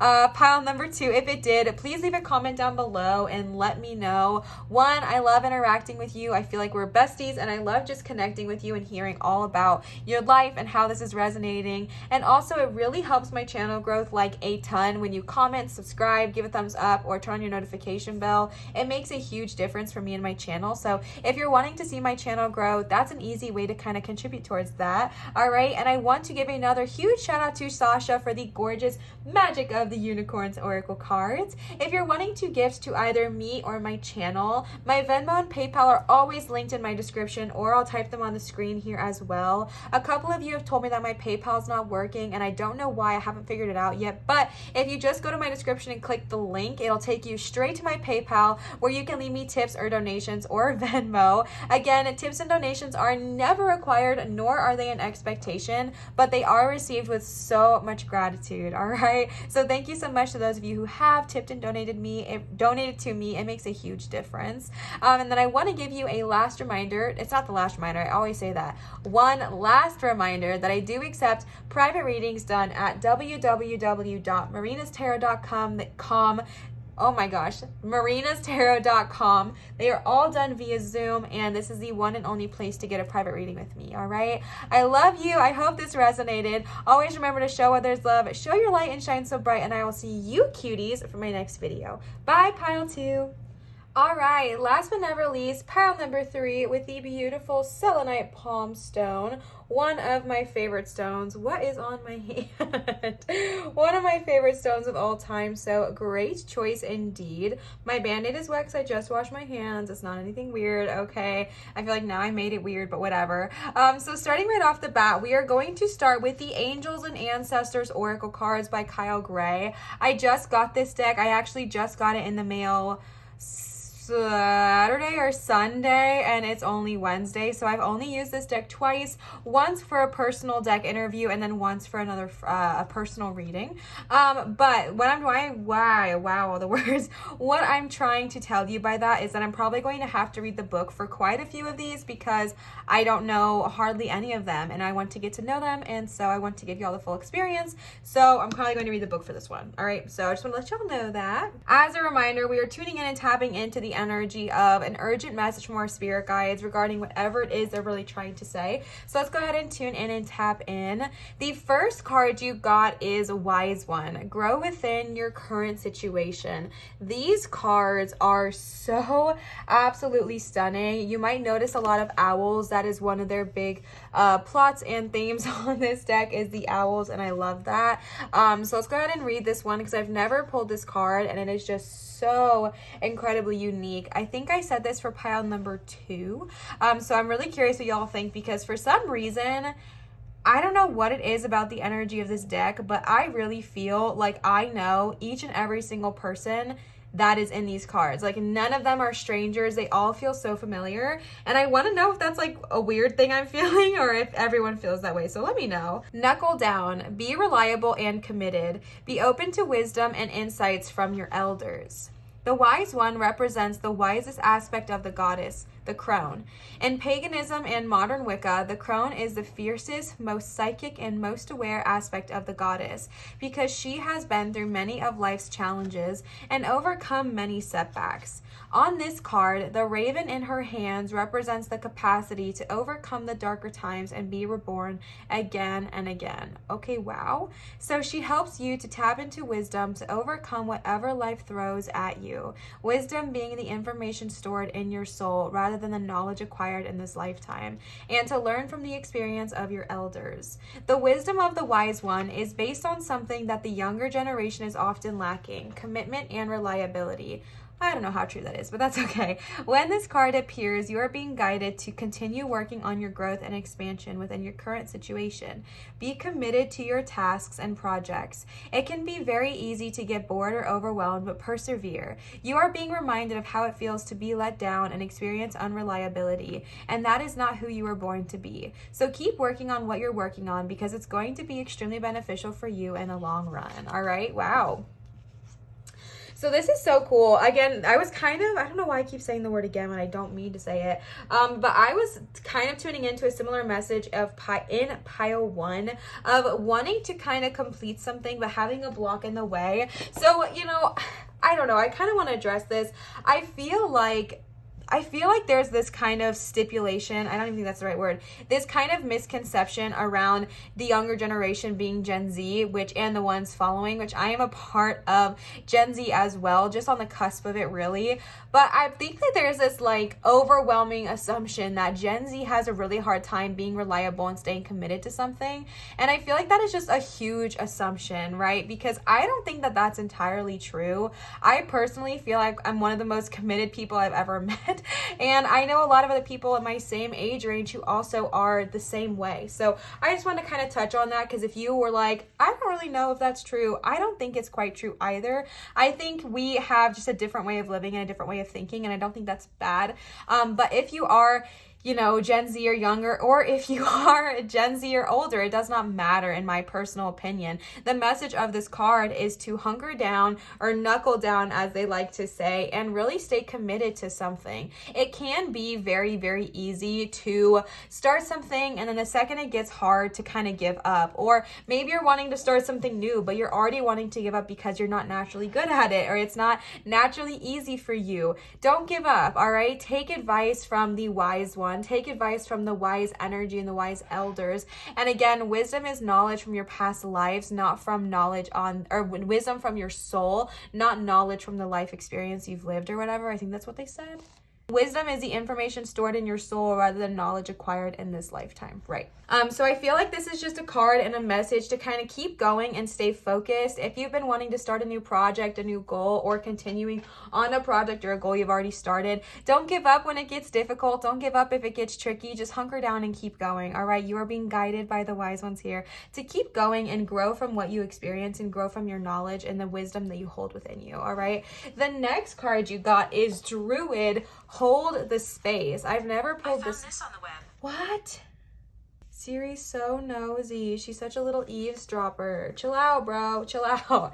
Okay, the next card you got is Druid. Hold the space.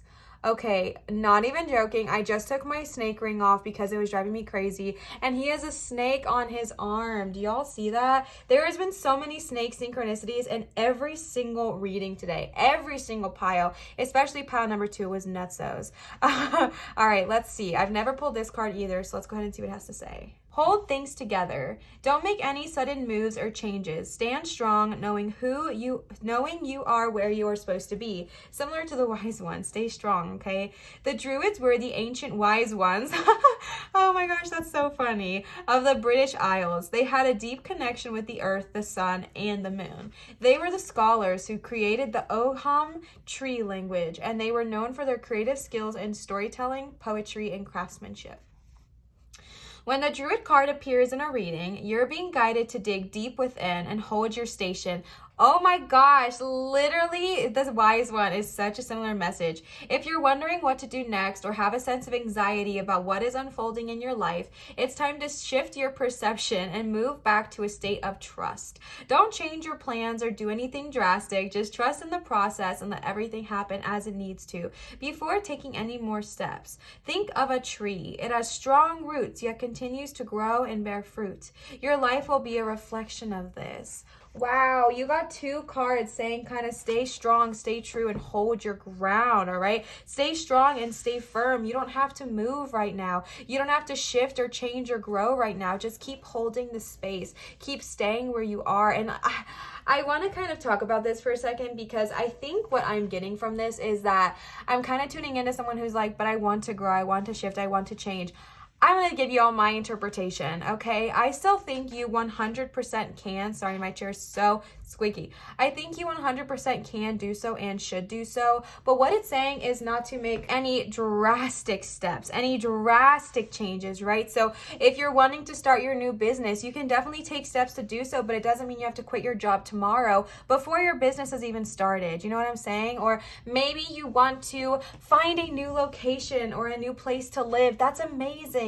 You can start looking and getting excited, but it doesn't mean you have to move tomorrow. You know what I'm saying? So it's about getting excited for the change that is coming your way, but not making any drastic decisions one way or another. This is Leo. This is my fur baby. A lot of you know him. A lot of you love him, and he is very involved in y'all's readings. So this is Leo. If you are like, girl, why do you have a cat on your desk? This is my baby, and he's incredibly intuitive and spiritual, so we always let him stay because he's the vibe, all right? But yeah, that's kind of what I want to talk about with Hold the Space, is that I was definitely tuning into someone who's like, but I want to shift, I want to change. Do so. You know what I'm saying? Do so. Move, grow, and expand. But what I'm getting from the Hold the Space and Hold and the Wise One, the Druid and the Wise One, is just don't make any drastic decisions. Like I said, if you're wanting to open up your new store, don't quit your job before you even open it. You know what I'm saying? Like, make practical steps in the right direction, but don't make any drastic choices. If you're wanting to switch homes or switch locations, look, keep your eyes open, get excited for the future, but don't make any drastic decisions of, okay, I have to move tomorrow. You know what I'm saying? Like, just do things calmly and do things with a good intention. The next card you got is the Peacekeeper. Let go of the need to be right. I actually do know this one because I got this card from me. Shocker, okay? Let go of the need to be right. This is all about releasing ego and just understanding that the truth will always prevail. The truth will always come to light. The truth will always be seen. So there's some times where it's just better to not argue. You know what I'm saying? And what I'm picking on with this Peacekeeper energy is I feel like I is tuning into someone who's been in those situations lately where you are just like arguing with someone and it's not going anywhere because you are both like, no, I'm right, no, I'm right, no, I'm right, no, I'm right. When in all actuality, you know, maybe neither one of you is correct, or maybe both of you are correct and seeing things from a different perspective. But regardless, letting go of the need of to be right, right? That's just gay, Olivia. And I saw this post one time and it's really changed my life. I think my fiance actually shared it, but I saw this post one time and it's really changed my life, and I'm still working on it because I'm a human and I make some flawed choices sometimes. But it said something about my goal is to strive to say, oh my gosh, I'm gonna butcher it now. It was something along the lines of strive to say, oh, I didn't know that, can you teach me, when you're wrong, instead of like trying to defend it. You know what I'm saying? Because I'm literally tuning into this energy of someone who thinks that a certain actor plays a certain role in a movie. Okay, say for example you think that I don't know, Steve Martin plays, you know, Michael Scott instead of Steve Carell, whatever, maybe you just got the names wrong, and it turns into this whole like, oh, I'm gonna Google it and see who's right kind of thing. And then even when you're wrong, it's like the embarrassment of being wrong is greater than the need of just admitting that the other person was right kind of thing. And that's who I'm tapping into. So if you are someone who sits in that similar energy where your ego just like overrules in those situations and you just feel this insane desire to be right or to be correct, and it literally gets to the point where you're like, I'm gonna Google it and prove you wrong, just release that, baby. Release it. It's not healthy, and it's not, well, I'm not gonna say it's not healthy, but it was not healthy for me. And it doesn't raise your vibe, it just lowers it. You know what I'm saying? And the truth will come out. The truth always shows itself. So the Peacekeeper is here just to remind you just to release that and just go with the flow and be kind and be your true self always, and definitely speak your truth, but just let the truth kind of show itself. This also talks about choosing peace and happiness over just the need to be right, rather than trying to prove a point. Save your energy for what's truly important. The next card you got is the Traveler, who I actually do know this card as well just because I pulled this one for myself as well, and this talks about moving in a new direction, which is why I wanted to address the Druid card, because I feel like it could sound contradictory. But the Traveler, although it could be a literal travel, it often represents just like a metaphorical travel through your own self, and understanding that new opportunities are on the horizon for you. New ways of growth and new ways of changing are on the horizon for you, and you are ready to embrace them and you are ready to go after them. And that is what the Traveler is here to represent. It's just this energy of growth, this energy of movement, and this energy of saying, all right, I'm ready to welcome any new opportunities that are on their way to me. And again, it could be literal. Maybe you go on a vacation, but it often talks about kind of traveling within yourself to learn more about you. This is also the card of recognizing how far you've truly come. Recognize the growth that you have made. Recognize the changes and the progression that you actually have made. I think a lot of times what we do, and I'll speak for myself personally because I'm not going to assume anything of you, but I think a lot of times what I do, and I'm sure a lot of you guys can understand when I say this, is that we get so caught up in where we're going that we forget to even look back and acknowledge how far we've come. So say you're traveling up a literal mountain and your goal is to get to the peak point. Your goal is to get to the very top of the mountain to see the view. And maybe you've gotten halfway up and you are tired and you are exhausted and you're just like, man, I've done nothing. How am I not there yet? I suck. Like, why am I struggling? Why is this taking so long? And what this card is saying is, instead of doing that, which maybe you don't do that, which is great, but if you do that, what you can do instead is pause and look back. Look back at how far you traveled up this mountain. Look back at how far you climbed and trekked, and you went through all of this work, and you are amazing. And now you have more of a journey to go to with fun and joy and enlightenment, but understanding that just because you're not where you want to be, it doesn't mean you haven't made progress. All right, vulnerability moment, because y'all know I'm like super open and honest with you, and also I give a lot of my own life experiences because you have told me it helps a lot. Some people tells me it's annoying, but I listen to the front one. You know what I'm trying to say, the first one. I have a very serious health condition, which I've talked about a few times on this channel. And my health condition is very hard and it makes life very difficult. I can't do a lot of things that normal, healthy 23-year-old women can do, or 23-year-old people can do. And it can really get to my head sometimes. And just the other day I was at the doctor and I just started crying. Like, I just started crying in front of my doctor and having a really hard moment. And I was just like, you know what? Like, this sucks. Like, I hate that I'm not healed yet. I hate that I'm constantly in pain. And she just kind of paused me and she was like, Olivia, just look at how far you've come since you came to see me just a few months ago, right? Like, look at how far you've come. Look at the journey you've made and acknowledge your progress. And it's so hard to do so because you're not where you want to be. You know what I'm saying? I'm not where I want to be with my physical journey. I'm not as healed as I want to be. So to me, I'm like, oh, I haven't healed at all. But she kind of put me in a perspective of like, just because you're not where you want to be, it doesn't mean that you haven't made huge progress. So that's kind of the message I'm getting to tell you with the traveler here, is that even if you're not where you want to be, it doesn't mean you're not going. It doesn't mean you're not growing. It just means that, you're going to get there and you're on your way, but also acknowledge how far you've come. And then the last card, if Leo will let me sneak it, he will. Okay. The last, with cat hair all over it, the last card of these that you got is the Shapeshifter card. Transform and unveil your gifts. I've never pulled this card, but how absolutely frutally stunning are these cards? What the heck?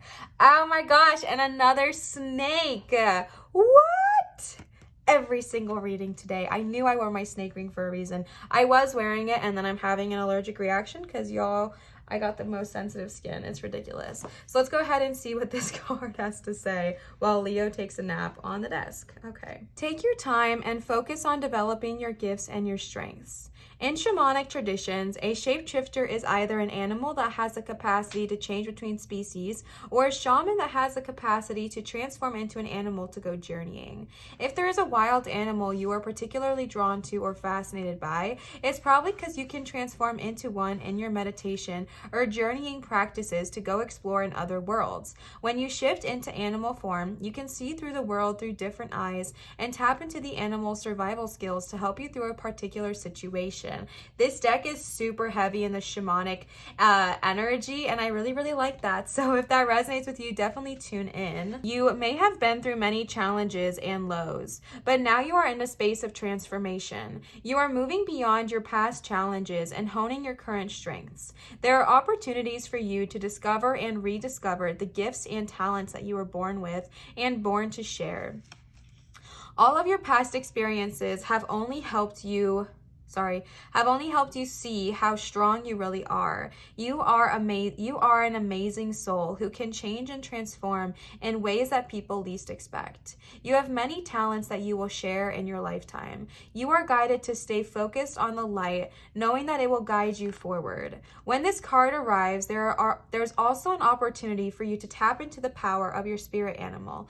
Note that if you're seeing a particular animal regularly, it's because its medicine is coming to you. So it could be an owl, it could be, I don't know, a snake, because there's so many of them. There's snakes all throughout this card, actually. There's snakes here, and there's snakes on the wolf, or maybe it's the wolf, or an eagle, or a bird, or whatever it looks like, a little feline, like my feline friend here, whatever it looks like for you. These animals that you're seeing, they're trying to give you their medicine, they're trying to give you their blessing. And if you do practice shamanic practices, try traveling in the shape of that animal. All right, so let's go ahead and see what is next. The next cards I pulled for you are the Magic of Unicorns Oracle cards from Sasha. Sasha, thank you so much for these gorgeous cards. I love them and I'm so grateful for you. So let's go ahead and see what they have to say. One other thing I want to say about the shapeshifter is that also, yes, you may have gifts about transforming into certain animals or certain energies, but also you have the ability to transform your life. All right,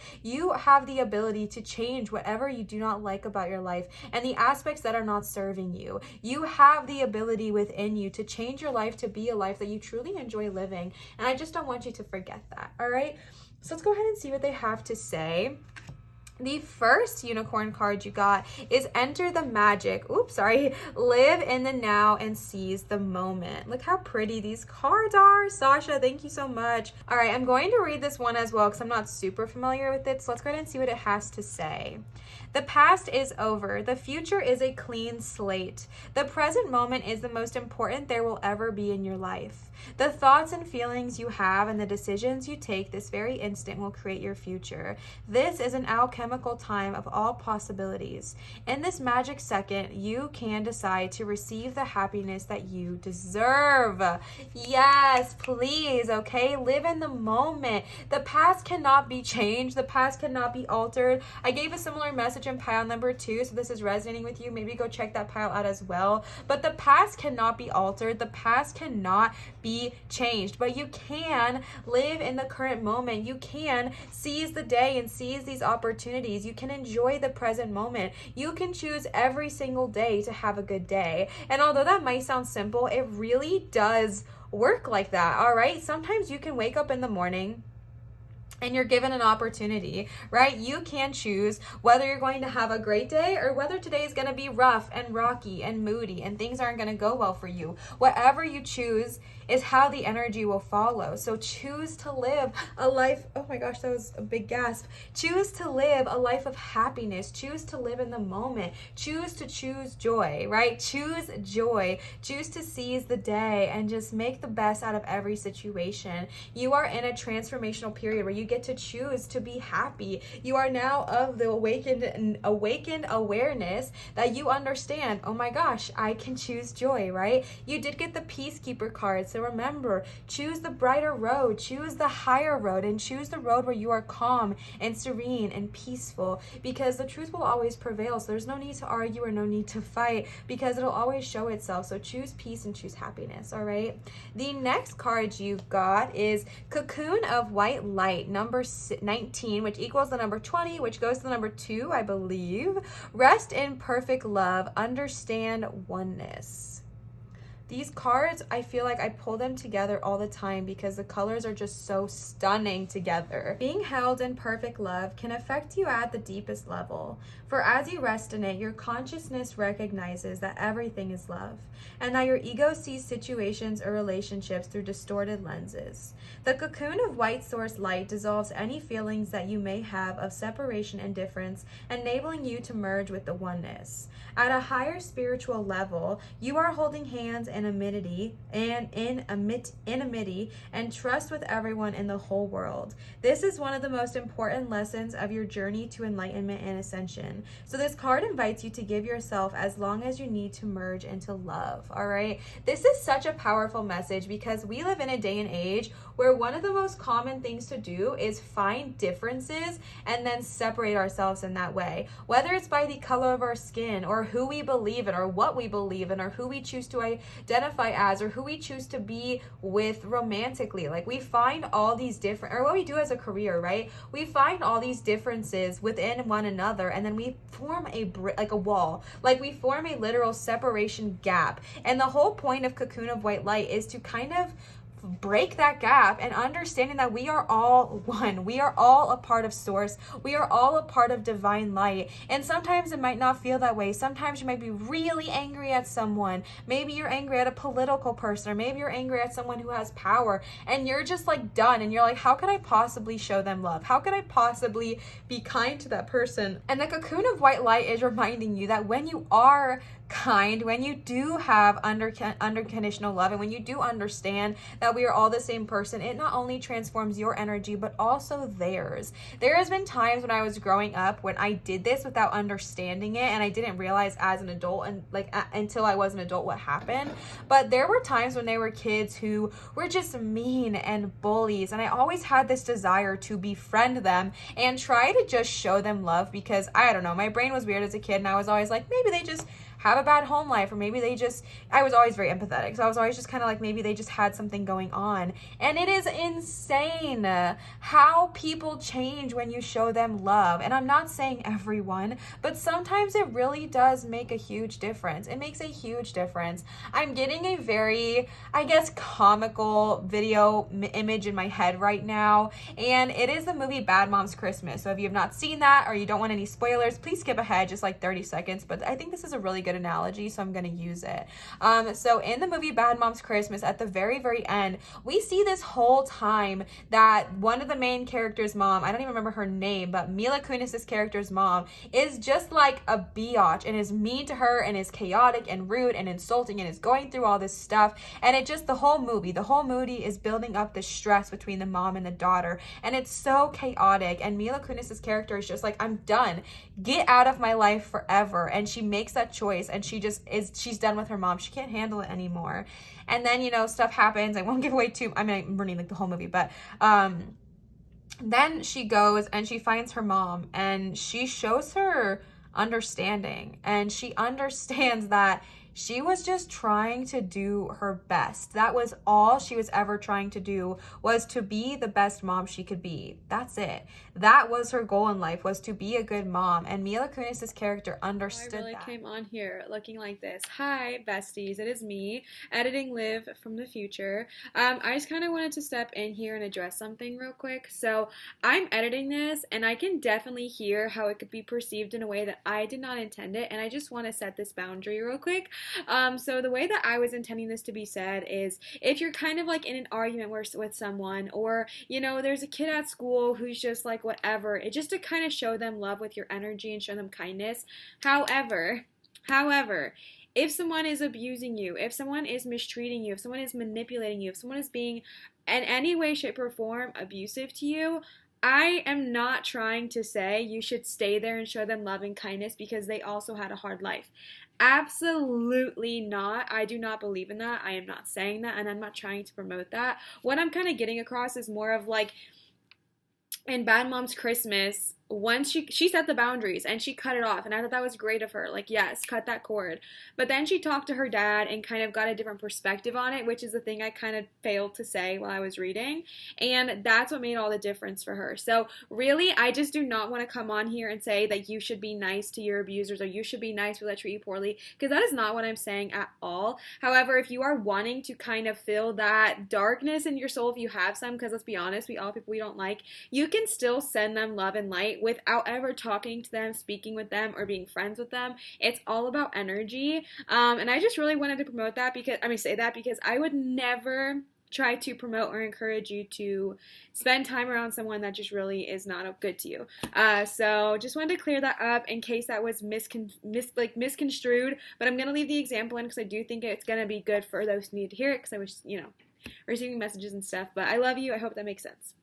Showed her unconditional love, showed her perfect love, showed her kindness and compassion, and even the hardest exterior cracked and showed their vulnerability, and it changed their relationship. I'm like about to cry. It changed their relationship in the most beautiful way. And I think it's hard because we live in a day and age where it's just so hard to show love to people that are so broken. But honestly, it really does change people. It changes people when you say, look, I see you. I understand you. Okay, I understand what you're going through, and you're just trying. You're just trying to survive, and we're all part of the same source. We're all part of the same divine, just going on our day, going about our lives. So showing people love really does change things. It really does change people. So kind of bringing in that peacekeeper energy with the cocoon of white light as well.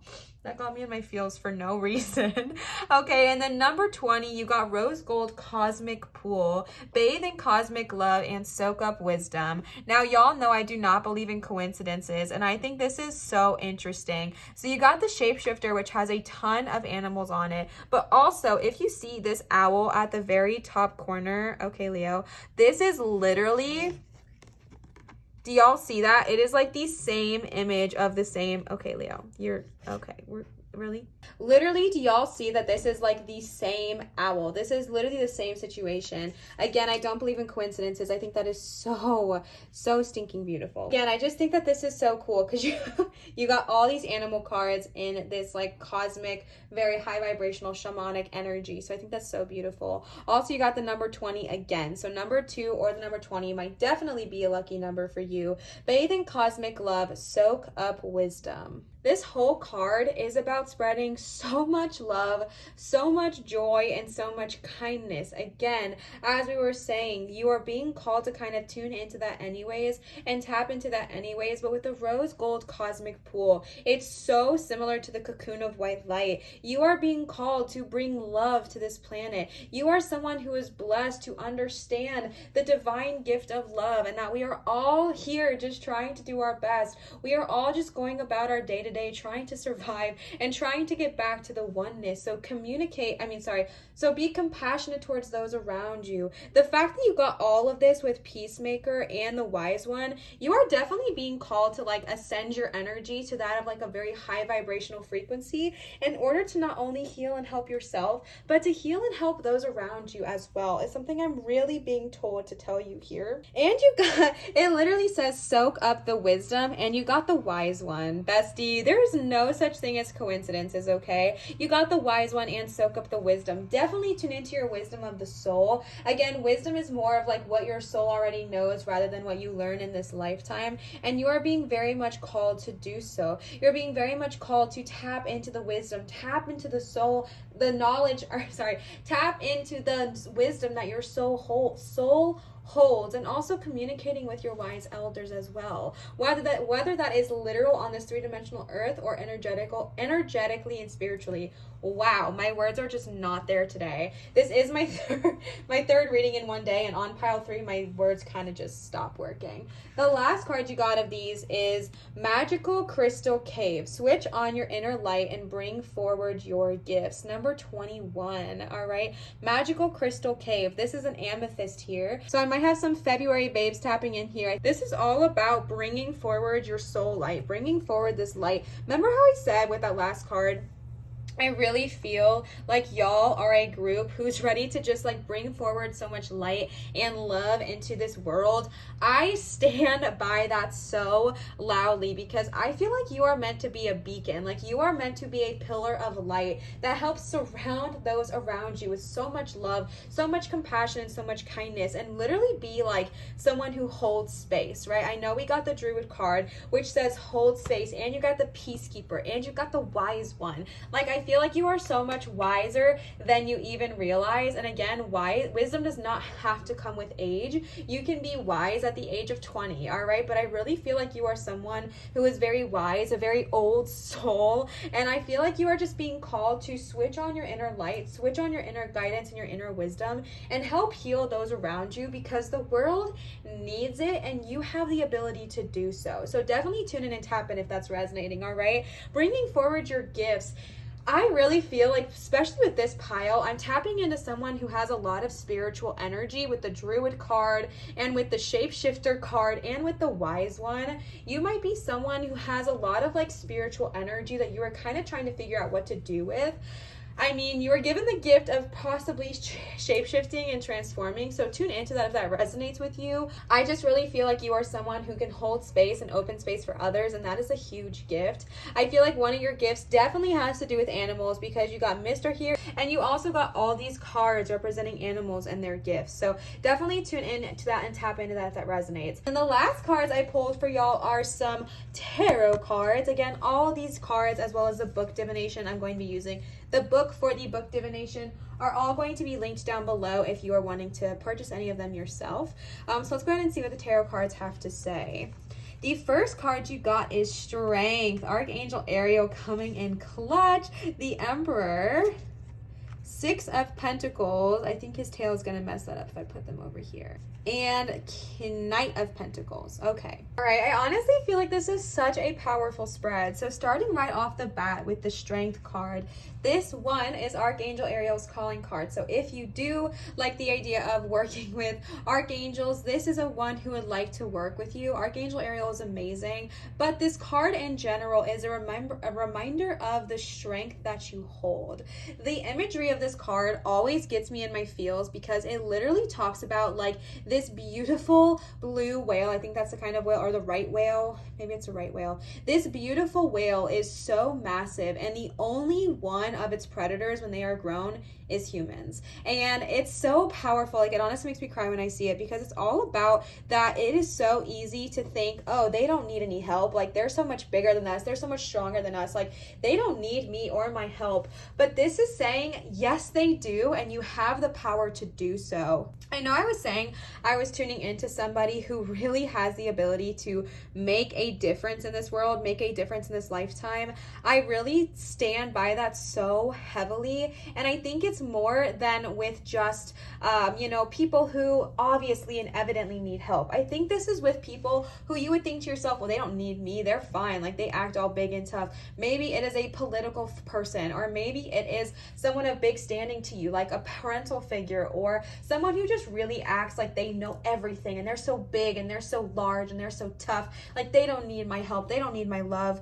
Yes, they do. And you are the one. You are this mermaid who has the ability to give that to them. Not everyone does. Not everyone has that patience and that energy, but you do. You have the ability to help this person with your love, with your compassion, with your kindness, with your light. And they do need it. Even though they are big, even though they are acting like they don't need anyone or anything, they truly do. And you are someone who is so compassionate, and you have the ability to bring this light and literally save this person. Okay, so don't take that for like don't what am I trying to say?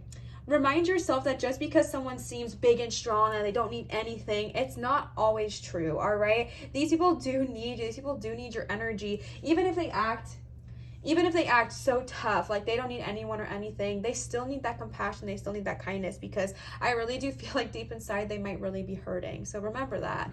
Now my aesthetic looks crazy.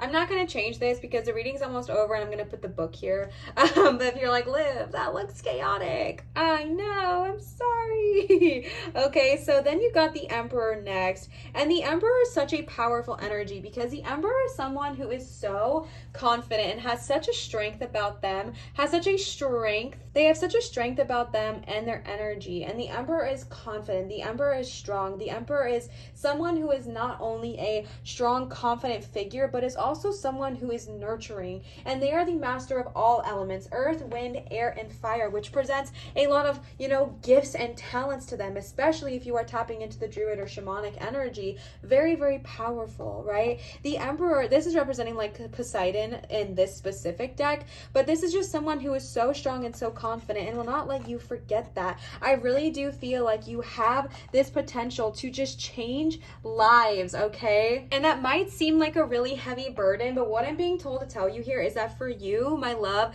this is a gift. This is a skill. This is a huge blessing. It's not at all something to take as like a burden, or like, oh my gosh, I have to do all this, this, and that. Bestie, you've been given such a freaking gift. Like, this is something that a lot of people wish that they could do, and you're given it. Like, take that and be like, yes, I am power, I am strength, I am confident, and bring those aspects into yourself and understand that you really do have the ability to help so many around you, because all the energy. The Emperor helps those around them. The Emperor helps those in need. The Emperor helps their kingdom. Like, they take care and respect all of those around them while maintaining their power and maintaining that energy. And the next card you got is the Six of Pentacles, which is again working in a team, working to celebrate one another, working to help one another. All of these merfolk, mer children, are working with the fairies to help everyone in the forest. And I I just think it's so beautiful. The Six of Pentacles is often represented as giving back to those around you. And that is the message here, giving back to those around you. And if you're like, girl, I don't have money to give back to those around me, I don't think it's money with you, babe. I really think for you, it's giving your light, giving your power, like not your power, but giving your light and shining it so bright. And it really will make such a difference in people's lives. I don't even know how else to reiterate that to you. Like, you have the power to be such a beacon of light and to bring healing and help to so many of those around you. So don't take that for granted, my love. Like, you are powerful, and start giving back that energy. Start shining your light. And if you're someone that wants to work with animals, definitely do so, because they're definitely calling out to you. All right. The last card you got today is the Knight of Pentacles. Sitting back and observing and understanding that it's okay to be meticulous. It's okay to kind of sit back and observe. This goes very hand in hand with the Peacekeeper, and it actually looks very similar. I know I'm gonna mess this all up. Okay, well, I'll just pull it out that far. They look very similar, and like the way that they are facing, their hair, so much of these aspects are very similar, except behind this one is a tree and behind her is a buffalo, meant to represent the white buffalo woman. But in general, they look very, very similar. And what this is showing me, because Peacekeeper again was about, you know, sometimes it's okay to sit back and not always argue and not try to be right and not always let our ego take center stage, but sometimes stepping back and saying, all right, you know what, right now I'm just gonna let myself breathe and rest and heal. And the Knight of Pentacles is confirming that, because the Knight of Pentacles is saying, sit back, observe, look at what's coming and look at what's going. Look at how you could do things differently. If you want to shift, you want to move, you want to change, take note of how to do so and then do so. You know, you want to bring light, you want to do all these things, do some research on how to do so and then do so. If you were like, Liv, I don't know how to be kind to those who drive me crazy, I don't know how to show love and light to those that I really just wish ill will towards, or whatever it looks like for you in your personal life, like no judgment here, but like whatever it looks like for you, start sitting with yourself and asking, how could I be compassionate? How could I show more love? How could I be kind to everyone I come in contact with? How can I be loving to those who drive me crazy? You know what I'm saying? How can I be kind to those I don't support? Whatever it looks like for you, how can I separate the differences? Honestly, whatever it looks like, just sitting with yourself, identifying that energy and figuring out how you can move forward from there, because it's going to be different for everyone. But sitting with yourself, sitting with your energy, and just being patient is a loud message here. Again, everything will come to light. So being patient, being calm, and letting kind of the earth do its thing, letting spirit do its thing, and letting the world kind of guide you is a very loud message here right now. The last thing that I have for y'all today is we're going to do a book divination with this book, Angels, Spirit Guides, and Goddesses by Susan Gregg. As always, everything will be linked down below, but I wanted to let y'all know they changed the cover of this book, so when it's linked, it won't look exactly like this, because I tried finding it and then I thought it wasn't in production anymore. It is. It's just blue now and looks different, but it is the same book and it is amazing. And this is how I originally started working with my guides. So definitely a good book to get if you are interested in doing so. I do want to just give a quick little disclaimer. If you've listened to pile 1 or 2, this is probably annoying and repetitive by now, but bear with me, all right? I always give this disclaimer before working with any guides, goddesses, or angels, is just to kind of protect yourself. Now, you do you, boo. I will not judge you, but I would heavily recommend taking this advice. I'm like a big sister moment right now. Let me be your big sister, okay? Protect yourself, all right? When you're working with energies, it's really important to protect yourself, because sometimes there are lower vibrational energies and you can be a beacon, all right? You can use literal protection, like through crystals. You can make a crystal grid using like onyx and quartz, or black tourmaline and rose quartz, and create like a grid in the 4 corners of your room, which is a very protective grid. Or you can use your own energy to protect it. I actually made a short or a reel on YouTube, and I will link it right up here. Oh wait, I think I already linked it in another pile. I will link it in my description. Please check that out if you are wanting to learn how to protect yourself. I go over all the ways to protect yourself and how to do so. Not all the ways, but some ways to protect yourself that I learned, and it's just really important, all right? But you can protect yourself using your energy, by saying things like, in your intention, by saying things like, only love and light is allowed in this space, only honesty and truth is allowed in this space. I only welcome high vibrational loving energies to me in this moment. Any negative energies, entities, and auras are banished at this time. Any energies with ill will or negative intentions are banished at this time. I am a beacon of love and light. And that's kind of like setting that intention and helping protect you. So definitely not a requirement. I'm not telling y'all what to do, but I would recommend it. So with that in mind, let's go ahead and see. And don't forget, Archangel Ariel might be one who likes to reach out to you as well. Pile number 3, selenite. I love Hecate. I'm so excited y'all got her.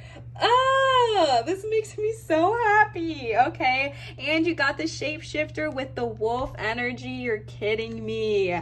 All right, this is my goddess. This is my, I love her. I love her. I love her. I love her. I work with her all the time. Every time I've ever done a reading, guess who's here? Okay, so this is Hecate. I pronounced her name Kate for the longest time, and my spirit coach was like, do you mean Hecate? And I was like, I guess I do. I guess I do. All right. Oh, I love her. I just got chills. She's, love you. Okay.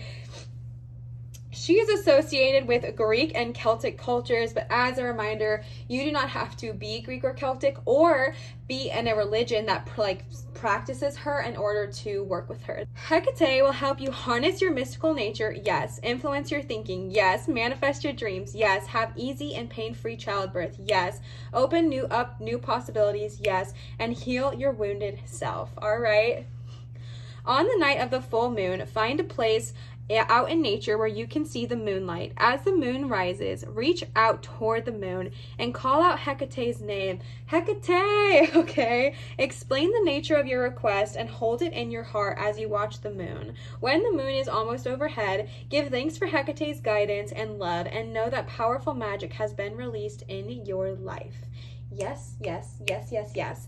Hecate is so powerful. She is fierce and she scares the bejeebies out of me sometimes, but like with so much love and light. And it's just because she has such a strong, powerful energy and it's so amazing. So I would 12 out of 10 recommend working with Hecate as she is just so powerful, amazing, wonderful, and just I love her. It makes me so happy to see her. I haven't opened this book in a while, and to see her today just like brought me a lot of joy. And also like invocation, that is a suggestion.